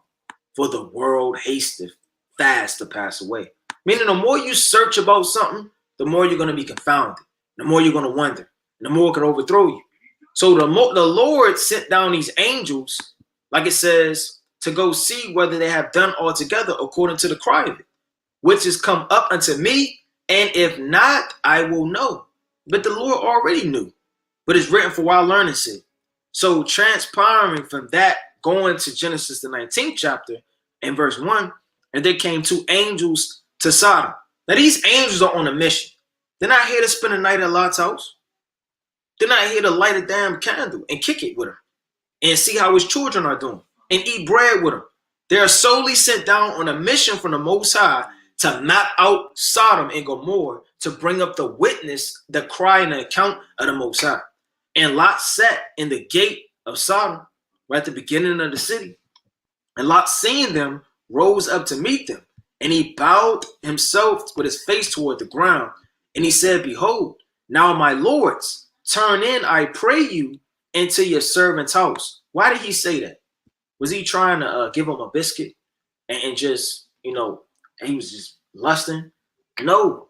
If you had an angel and an angel is coming from afar, it would be just a spirit to invite you into your house. Now, everything about the ancient world was very, very, very, what's the word? They would invite you to their house, man, right? Hospitality, that's the perfect word for it. Let's go to the book of 3 John. Let me get these two quick precepts just to show that. That was an old ancient way of showing love to a stranger, a foreigner, somebody on a journey, or somebody coming from afar off, to invite them in your house. It's the book of 3 John 1 in verse, I'm going to start at 5. Beloved, thou doest faithfully whatsoever thou doest to the brethren and to strangers, which have borne witness of thy charity before the church, whom if thou bringest forward on their journeys after a godly sort, thou shalt do well. So if you bring people in with a godly sort, meaning you open up your house to them, you give them love, right? You cook for them, you clean for them, you wash the saints' feet. It was a good thing if you was out to embrace you to their house, because that for his name's sake, they went forth taking nothing of the Gentiles, right? But I'm going to get this other quick precept in 2 Kings 4. And I'm going to start at verse number 5. I'm going to start at 5. So she went from him and shut the door upon her and upon her sons, who brought the vessel to her, and she poured out. And it came to pass, when the vessels were full, that she said unto her son, bring me yet a vessel. And he said unto her, there is not a vessel more than the oil stayed. Right? Then she came and told the man of God, and he said, go and sell the oil. Salaki, let me get more to the point. Verse 9. And she said unto her husband, behold, now I perceive that there is an holy man of God, which passeth by us continually. Meaning we see a prophet of the Most High keep walking past our house. Let us make a little chamber, I pray thee, on the wall, and let us set for him there a bed and a table and a stool and a candlestick, and it shall be when he cometh to us that he shall turn in thither. So we want a saint to come to your house, man. That was it was a good thing.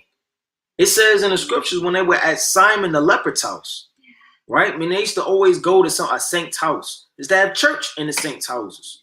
Let me get this quick precept in Matthew chapter 10, and I'm going to go back to that. It's Matthew chapter 10 and verse number 12.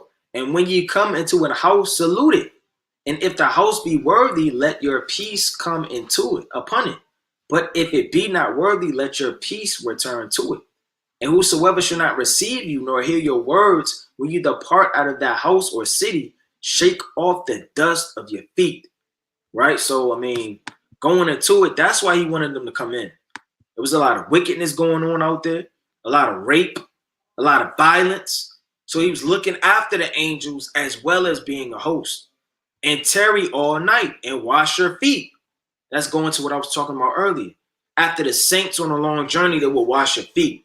And ye shall rise up early and go on your ways. And they said, nay, but we will abide in the streets all night. Why? Because they were only sent down there for that co-op mission, man. to check out the cities.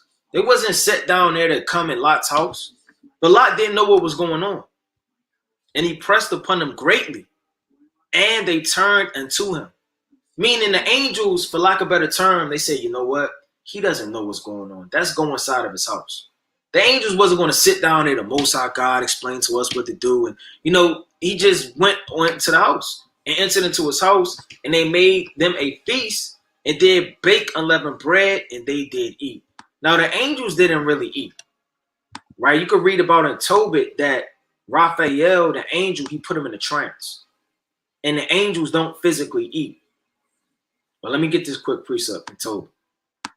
So, for lack of better terms, they had to put a trance on Lot and not let him know why they were there and to make him think he was eating. This is the book of Tobit, chapter 12 and verse 15. Right? Let me get straight to the point. Verse 19. All these days I did appear unto you, but I did neither eat nor drink, but ye saw a vision. So but ye did see a vision. So he put a vision upon Tobias to have him to think that he was actually eating when he wasn't really eating. When you go to 2nd Esdras chapter 1, 19? It says, then I had pity upon your mourning and gave you manna to eat. So ye did eat angels' bread. Now, do the angels eat manna? And then they get grumpy when they haven't had enough? Thought when you eat, you have to use the bathroom. Are there toilets in the third heaven, man? You don't have to eat in the third heaven. It's all just decoded. It's all a similitude. Angels' bread just mean it come down from the third heaven. It's bread of the heavens. It's angels' bread. That's really what it means because it fell down from the third heaven. So when you read that, it's not literal. Right? Let's go to the next question. Shalom, how can we prove that the 12 tribes is accurate when we are edifying the people? For example, telling a so-called African American they're from the tribe of Judah. How can we prove that? Right? That's a very, very good question.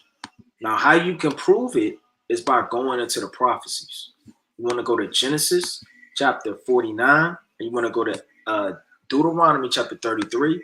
You want to go to all other precepts that talk about the history of Judah in the Bible. Now, I'm going to get one real fast, and I'm trying not to be lengthy. We get straight to the point. I'm going to start at verse number 8. Judah, thou art he whom thy brethren shall praise. So out of all of the brothers, it's going to be the one top brother that all of his brothers are going to praise. He's going to be the leader. He's going to be the guider. He's going to be the prophet. He's going to be the king. He's going to be the noble. And in him are we going to know the Most High. You won't know the Most High if it wasn't for Judah. Now, the northern kingdom may be upset. Your brothers may take offense to that. But you got to take that up with the Most High. Man. Let's go to the book of Psalms, chapter 76 and verse 1. It says, in Judah is God known. His name is great in Israel. So in Judah do we know God? Yeah, we know the God through the Zebulonites, right? Zebulon. We know God through the Manassites, man, through the tribe of Manasseh, through the Ephraimites, through the tribe of Ephraim. Not to take away the mighty times, acts, wars, precepts, counsel, and prophecy that those mighty tribes and men have made, but they're the lawgiver. They're the priests, not the Levitical priests. They're the priests, for lack of better terms. They're the king, for lack of better terms. There are we going to know the Most High in. Now let's go back to this. It says, thou art whom thy brethren shall praise, thy hand shall be in the neck of thy enemies.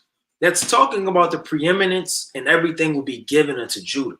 It's not talking about the hand is in the neck of your enemies on a carnal, physical level, because guess what? Simeon had their hand in the neck of their enemies. So did Ephraim. So did all the other wars. What does it mean thy hand shall be in the neck of thine enemies? Meaning in the last, we're going to have a preeminence to rule, to lead, to finish, to have our hand in the neck of our enemies. Because predominantly, we were the most ones that were chastised, beaten, bruised, and made a laughing stock out of. So it's only right through the spirit that is returned on our enemy's neck. Thy father's children shall bow down before thee. And they're all going to reverence. That don't mean they're going to praise Judah on hands and knees and bow down to us, meaning that all the rest of the tribes are going to reverence, meaning kneel, and call us blessed. Because the word bow, barak, is going into bless, which is really bowing down or for thee. Judah is a lion's whelp. And a whelp is a kid's lion. And Judah, I mean Yahweh, right, is Yahweh's praised. And who praises the Most High like Judah? I mean, look at your grandmother, look at your uncles, look at everybody in church, look at the dances, look at the tambourines, look at what they call church, the sliding, the music. Who praises the Most High like Judah? It says, is a lion's whelp. Meaning we're a lion, but we're a young lion.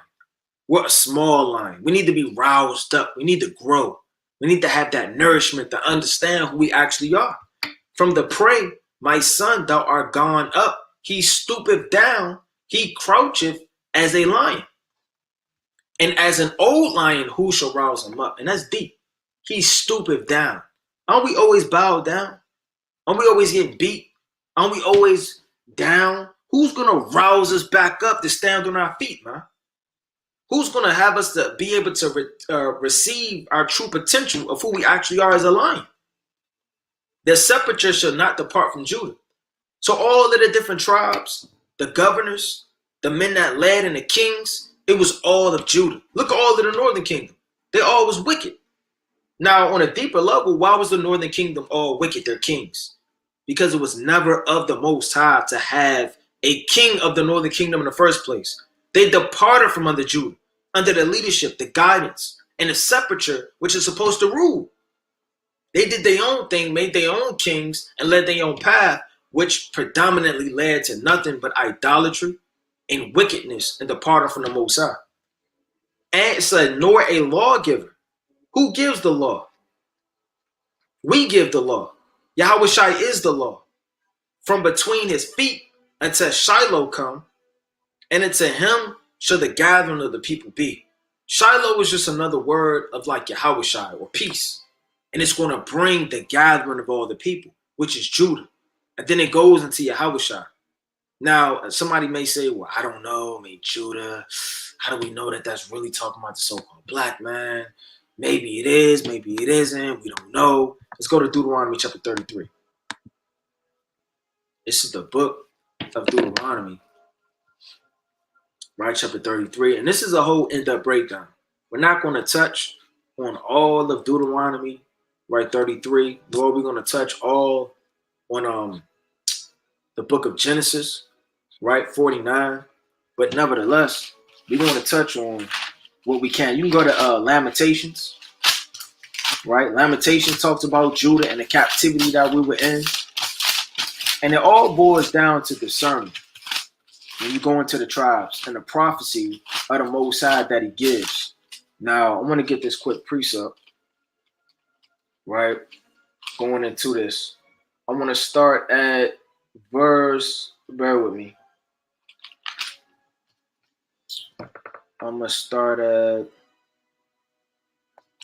Shalaka, bear with me. I'm going to have to come back to that precept.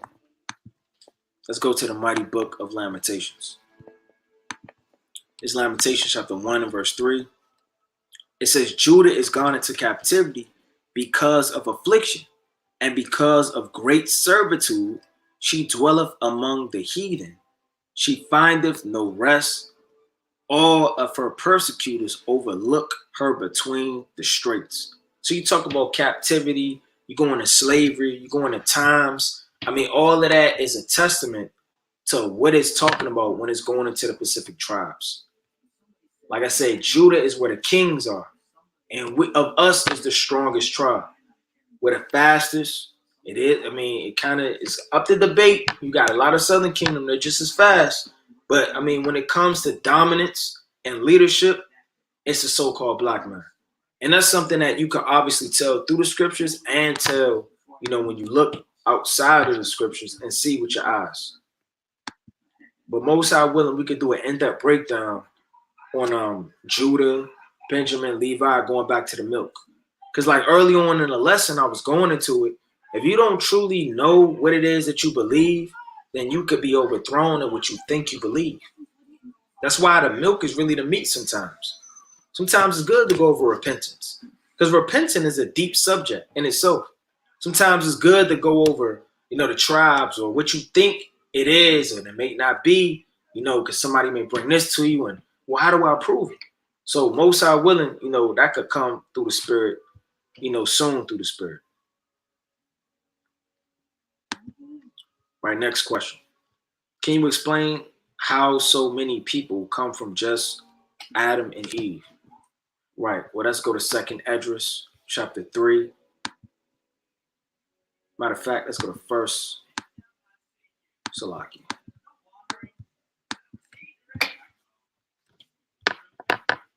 Let's go to 1st Esdras, chapter 3 and 10. And it came to pass in every of them that as death was to Adam, so the flood to these. Nevertheless, one of them that left us, namely Noah, with his household, of whom came all righteous men. So you got Adam, from Adam, you got all the way down to Noah, and from Noah, all righteous men come out of Noah, man. You got Shem, right? To think that all of mankind came from, one man, that's understanding the scriptures. The Lord said, let me get this quick precept in the book of Genesis. Well, matter of fact, I want to get this other quick precept too in the book of Timothy. Right? Let's go to 1 Timothy. Let me get this quick precept. Let's go to 1 Timothy chapter 2. 1 Timothy chapter 2, and I'm going to start at verse 13. For Adam was first formed, then Eve. And Adam was not deceived, but the woman being deceived was in the transgression. Right? So the woman got deceived, not Adam. Notwithstanding, she shall be saved in childbearing. What does it mean that she shall be saved in childbearing? If they continue in faith, does that mean just because she has children that she'll be saved? You got a lot of wicked women having children. That has nothing to do with anything. Meaning through her, she's going to be saved. She's going to come back on earth. Through Adam and Eve is the mother of all living, Eve. You understand? It says, notwithstanding, she shall be saved in childbearing. If they continue in faith, meaning her lineage and who comes out of her, you understand, will be saved, even though she had all mankind condemned, for lack of better terms. But yet, through out of her can it be saved also, because there's so many that's going to come out of her. If they continue in faith and charity and holiness with sobriety. So it's basically saying, out of her comes death in the world, but out of her also is coming saving, because you have a lot of righteous men that are going to change the narrative to bring everlasting life. So the Lord said, let me get this other quick precept. Genesis chapter 1 and 26, the classic. And God said, let us make man in our image, after our likeness, and let them have dominion over the fish of the sea, and over the fowl of the air, and over the cattle, and over all the earth, and over every creeping thing that creepeth upon the earth. Check that out. So God created man in his own image, and the image of God created him, male and female created he them. So the Lord created man and he created woman. Now out of creating man and woman, you have the righteous and you have the wicked. Now the Lord said this in Genesis chapter 6 and verse number 6. We'll start at 5. God saw that the wickedness of man was great in the earth, and that every imagination of thought of this heart was only evil continually. And it repented the Lord that he had made man upon the earth, and it grieved him at his heart. And the Lord said, I would destroy man in whom I've created from the face of the earth. So it's not that it was just Adam and Eve, and out of them just came all of mankind. The Lord created multiple men, multiple women, multiple children came out of them. But the Lord destroyed them. You understand? It says both man and beast and the creeping thing and the fowls of the air, for it repented me that I had made them. But Noah found grace in the eyes of the Lord. So of Noah's line and Noah's seed came salvation. You understand? That's why it put out of Noah came all righteous men in the book of Second Esdras. You understand? Chapter 3 that we just went over. And the Lord also said, and I believe what is that? Sirach? Was that Wisdom of Solomon? I believe that's Wisdom of Solomon. Was that 14? So like you want to get specific precept. Verse 5. Nevertheless, thou wouldest not that the works of the wisdom should be idle, and therefore doeth men commit their lives to a small piece of wood, and passing through the rough sea in a weak vessel are saved. Check that out, man. Let's talk about Noah. So the Lord took the works of wisdom and he committed it to save man in a small piece of wood. So was it a small remnant of that many creation that the Lord had of that chosen to be delivered and saved? If you can understand. Next question. Having dreams of the end of the earth means that you may be here when Yahushua returns. I would say that's more just the Lord stirring up your spirit for prophecy, like Joel, like it says in Joel. Not that you would actually be here. You know, it's no telling if you will actually be here or not, because men have been dreaming dreams for generations. Let me get this quick precept. It's the book of Joel, chapter 2, in verse, I'm going to start at 28. And it shall come to pass afterward that I will pour out my spirit upon all flesh, and your sons and your daughters shall prophesy, and your old men shall dream dreams, and your young men shall see visions. This was prophesied, and it came to pass in the book of Acts, chapter 2, and verse 17. And Peter said, look, man, these men aren't drunken. It's but the third hour of the day. It's the book of Acts, chapter 2 and 17. It says, and it shall come to pass in the last days, right? Let me read this real fast, verse 15. But these are not drunken as you suppose, seeing it's but the third hour of the day. But this is that which was spoken by the prophet Joel. It shall come to pass in the last days, saith God, that I will pour out my spirit upon all flesh. So these men were prophesied from the time of Joel, from the time of Acts, and they were calling that the last days. So those men didn't see the Lord coming in the air because this was after the resurrection and the Lord went up in the third heaven. So, I mean, you want to understand the time frame of it, but nevertheless, most high willing, you'll see the Lord in the air. That'll be extremely mighty. Right? It says, another question. Roughly paraphrase that an evil seed was down in Adam from the beginning. So does that mean we were created to go off? If you could prove clarity, Baba Gashad the water. Yeah, that's the book of Second Esdras 4 and 30. Yes, an evil seed was planted into Adam. Because the Lord had you to have one thing. You had to be subject to hope. If you were already created perfect, there would be no hope in Yahushua. All of our fathers have went off. Everyone. There's no man that walked the earth that didn't commit sin. Because you will be saying that that man didn't need Yahushua. Abraham, Isaac, Jacob, Noah, everyone has fallen short from the glory of the Most High. That's scripture. That's what the Lord said. Although those men were perfect in their generation, that doesn't mean that they were without spot, without blemish, like Yahushua HaMashiach. It's the book of Second Esdras, chapter 4 and verse 30. For the grain of evil seed have been sown in the heart of Adam from the beginning. And how much ungodliness have it brought up into this time? And how much shall it bring forth until the time of threshing come? And the time of threshing is when the Lord is going to destroy this place, man. So you have to understand that, right? Let me get this quick precept. Let's go to the mighty book of Romans, chapter 8. This is why we all go off on a deeper level. This is one of the main reasons why we all go off. This is Romans chapter 8, verse 20. For the creature was made subject to vanity, meaning it just made in a folly body, in a folly mindset, man. We all think folly from time to time, man. Well, what if this? And what if that? And what if this? And you're just thinking madness all day. You're daydreaming about this. You fall asleep. You daydream about that.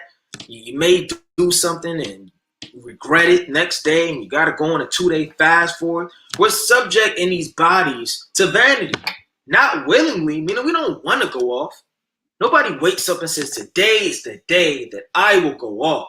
And they start checking off all of the in-depth secrets in their mind that they want to bring forth today. But by reason of him who have subject the same in hope. So the Lord makes you go off so that you're subject to hope in him. Because if you went off like we do, then, I mean, that means we have to hope that he will show us mercy. Hope that he will show us grace. Hope that he will listen to us. Hope that he will save us. Hope that he still listens to us, man. When you go to Isaiah chapter, let me get this quick precept. This is what Isaiah said. It's Isaiah chapter 63 and 17. O Lord, why hast thou made us to err from thy ways? So even Isaiah is like, Lord, why you keep making us go off? Why in generation after generation are you making us commit sin? Because on a deeper level, who creates your mind, your thoughts, your desires? The Most High God. It says, O Lord, why hast thou made us to err from thy ways and harden our hearts from thy fear? Because we fear the Most High, but it may seem like we don't when we do certain stuff. You may rob your brother, man. And the fear of the Most High kind of escapes you for the moment. The precepts escapes you for that moment. Understanding that death happens to sinner escapes you for that moment. Return for thy servant's sake the tribes of thine inheritance. So Isaiah was screaming and praying that the Most High will return the spirit of not being hardened toward him, because he knew that it was the Most High doing that from the beginning. Right? So let's go to the next question. Right? Would you recommend meditating in the word in nature like Isaac? Most definitely. King David meditated as well. Let's go to the book of Psalms, chapter 6, Salakia 5 and verse 1. It's the book of Psalms, chapter 5 and verse 1. So meditating is very wise, and it's something you should do. It's the book of Psalms 5 and 1. Give ear to my words, O Yahweh, consider my meditation. So David meditated, man. Don't think meditation got to be some Chinese man with his legs crossed and his chakras and his back, and he's looking up to God knows where, in the sun, in the field somewhere, man. No, you can meditate at the plantation. You can meditate at home, but you also can meditate outside, man. Look at the Most High's creation. It's good to get outside. You know, you see the grass, see the sun, see the clouds, see the nations, and think about their judgments and who they are, and everything should remind you of the Most High. Hearken unto the voice of my cry, my King, my God, for unto thee will I pray. So David meditated, Isaac meditated, and you most definitely should meditate, and there's nothing wrong with that. That's mighty, and I most definitely would, meditate in nature.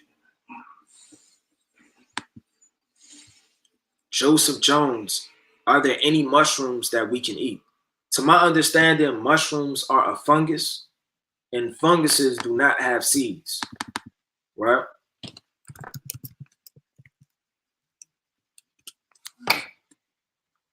To my knowledge, all mushrooms are fungus, right? And funguses grow. They're not necessarily planted by man. It's fungus in dark areas and places where they grow, which is not lawful, right? When you go to the book of Genesis, chapter 1 and 29. It's the book of Genesis, chapter 1 and 29. It says, God said, behold, I have given you every herb bearing seed, which is upon the face of all the earth, and every tree in the which the fruit of a tree yielding seed, to you it shall be for meat. So I wouldn't eat any mushrooms, not on pizza, not in soup, Not if you coughing, you got bronchitis. Not at all. Right? Genesis 47:15. When the money failed in the land of Egypt and the land of Canaan, all the Egyptians came to Joseph and said, "Give us bread, for why should we die in thy presence?" Right. I'm not sure if that's a question, a point. We can go to it. That's pretty plain. Right. This is the book of Genesis, chapter 45. And what was that? 45 and 47 and 15. Salaki. 47 and 15. And it reads, and when the money failed in the land of Egypt and the land of Canaan, all the Egyptians came unto Joseph and said, "Give us bread, for why should we die in thy presence? For thy money faileth." And Joseph said, "Give your cattle, and I will give you for your cattle if money faileth." So Joseph was in a very high position in the land of Egypt. Right? When you read the book of Genesis, chapter 41 and verse 30, maybe 34 all the way down, right? Let me get the Pacific precept. It goes to show you his rank and his position in the kingdom under the Egyptians, right? This is the book of, let me see, Genesis chapter 41, and I'm going to start at verse 39. And Pharaoh said unto Joseph, "For as much as God shewed thee all this, there is no so discreet and wise as thou art. So thou shalt be over my house, according unto thy word shall all my people be ruled. Only in the throne will I be greater than thou." So he was second in command in Egypt. So him being second in command, he was by default rich. He had the things that kings have in the king's palace. So those Egyptians that wasn't rich, that lived in that dominion, had to yield unto him for money. And they gave their cattle. Like if you're broke, you want to sell anything, man. You're going to sell your car, your grandfather's heirloom, his watch. You're going to get anything so you can survive. That was the spirit of those Egyptians trying to survive. That's all that's really going into. Right? We'll go to the next one. Right, I'm looking for questions. If I see a question,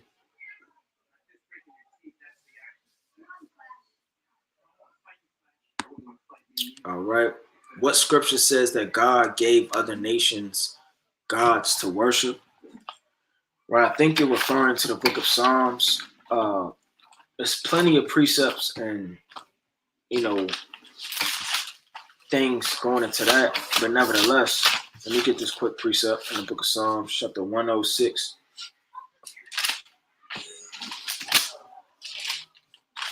Right, we may be going into Psalms chapter 115. Right, let me get these quick precepts. I mean, when you read Isaiah, the 40th chapter, 45th, 46th, and the various precepts in Isaiah is going into idol worship, right, at a heathen. But let's go to the book of Psalms. Right, chapter 115.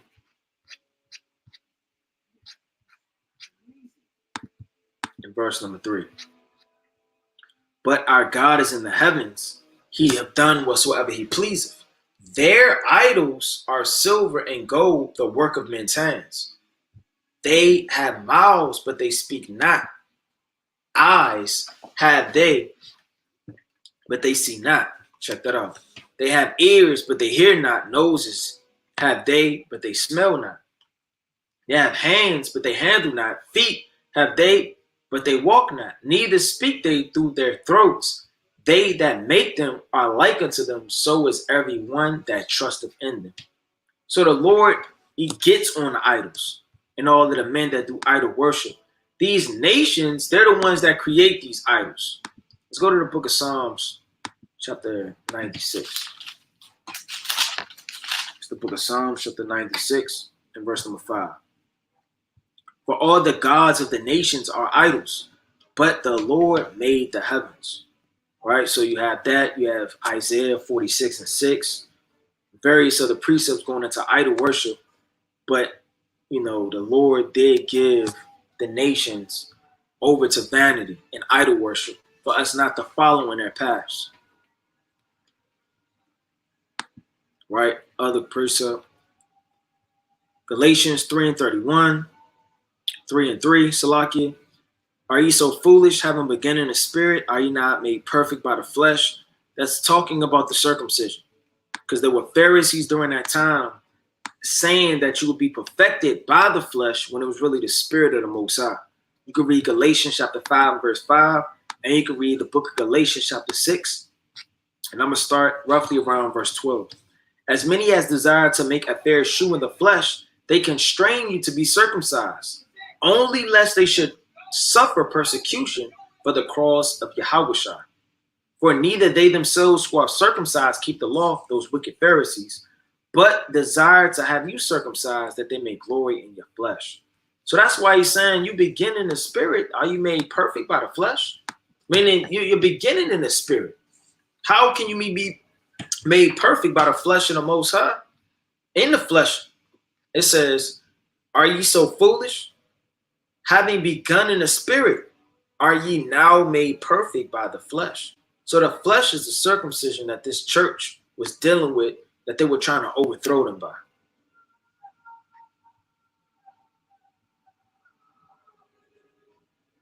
All right, I'm trying to look for any last questions.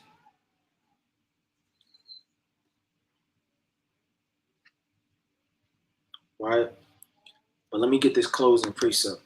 If I didn't get to your question, Most High willing, we could do a part 2 on the Q&A, and we could get to it through the spirit and power of the Most High God, Yahweh B'Shem HaMashiach Malak Yahushua. It's the book of Revelation, chapter 3, and verse 2. Be watchful and strengthen the things which remain that are ready to die, for I have not found thy works perfect before God. Remember therefore how thou hast received and heard, and hold fast and repent. If therefore thou shalt not watch, I will come unto thee as a thief, and thou shalt not know what hour I will come upon thee. So Most High willing, you continue to be watchful, repent, diligent, steadfast, on fire, doing all of the works of the Most High God. Most High willing, you continue in the faith, in the food, and built up and nourished, and doing all things to magnify the Most High God in the name of his beloved Son, Yahushua. With that, I want to give all honor and glory to the Most High God, Yahweh, B'Shem HaMashiach Malak Yahushua. Shalom.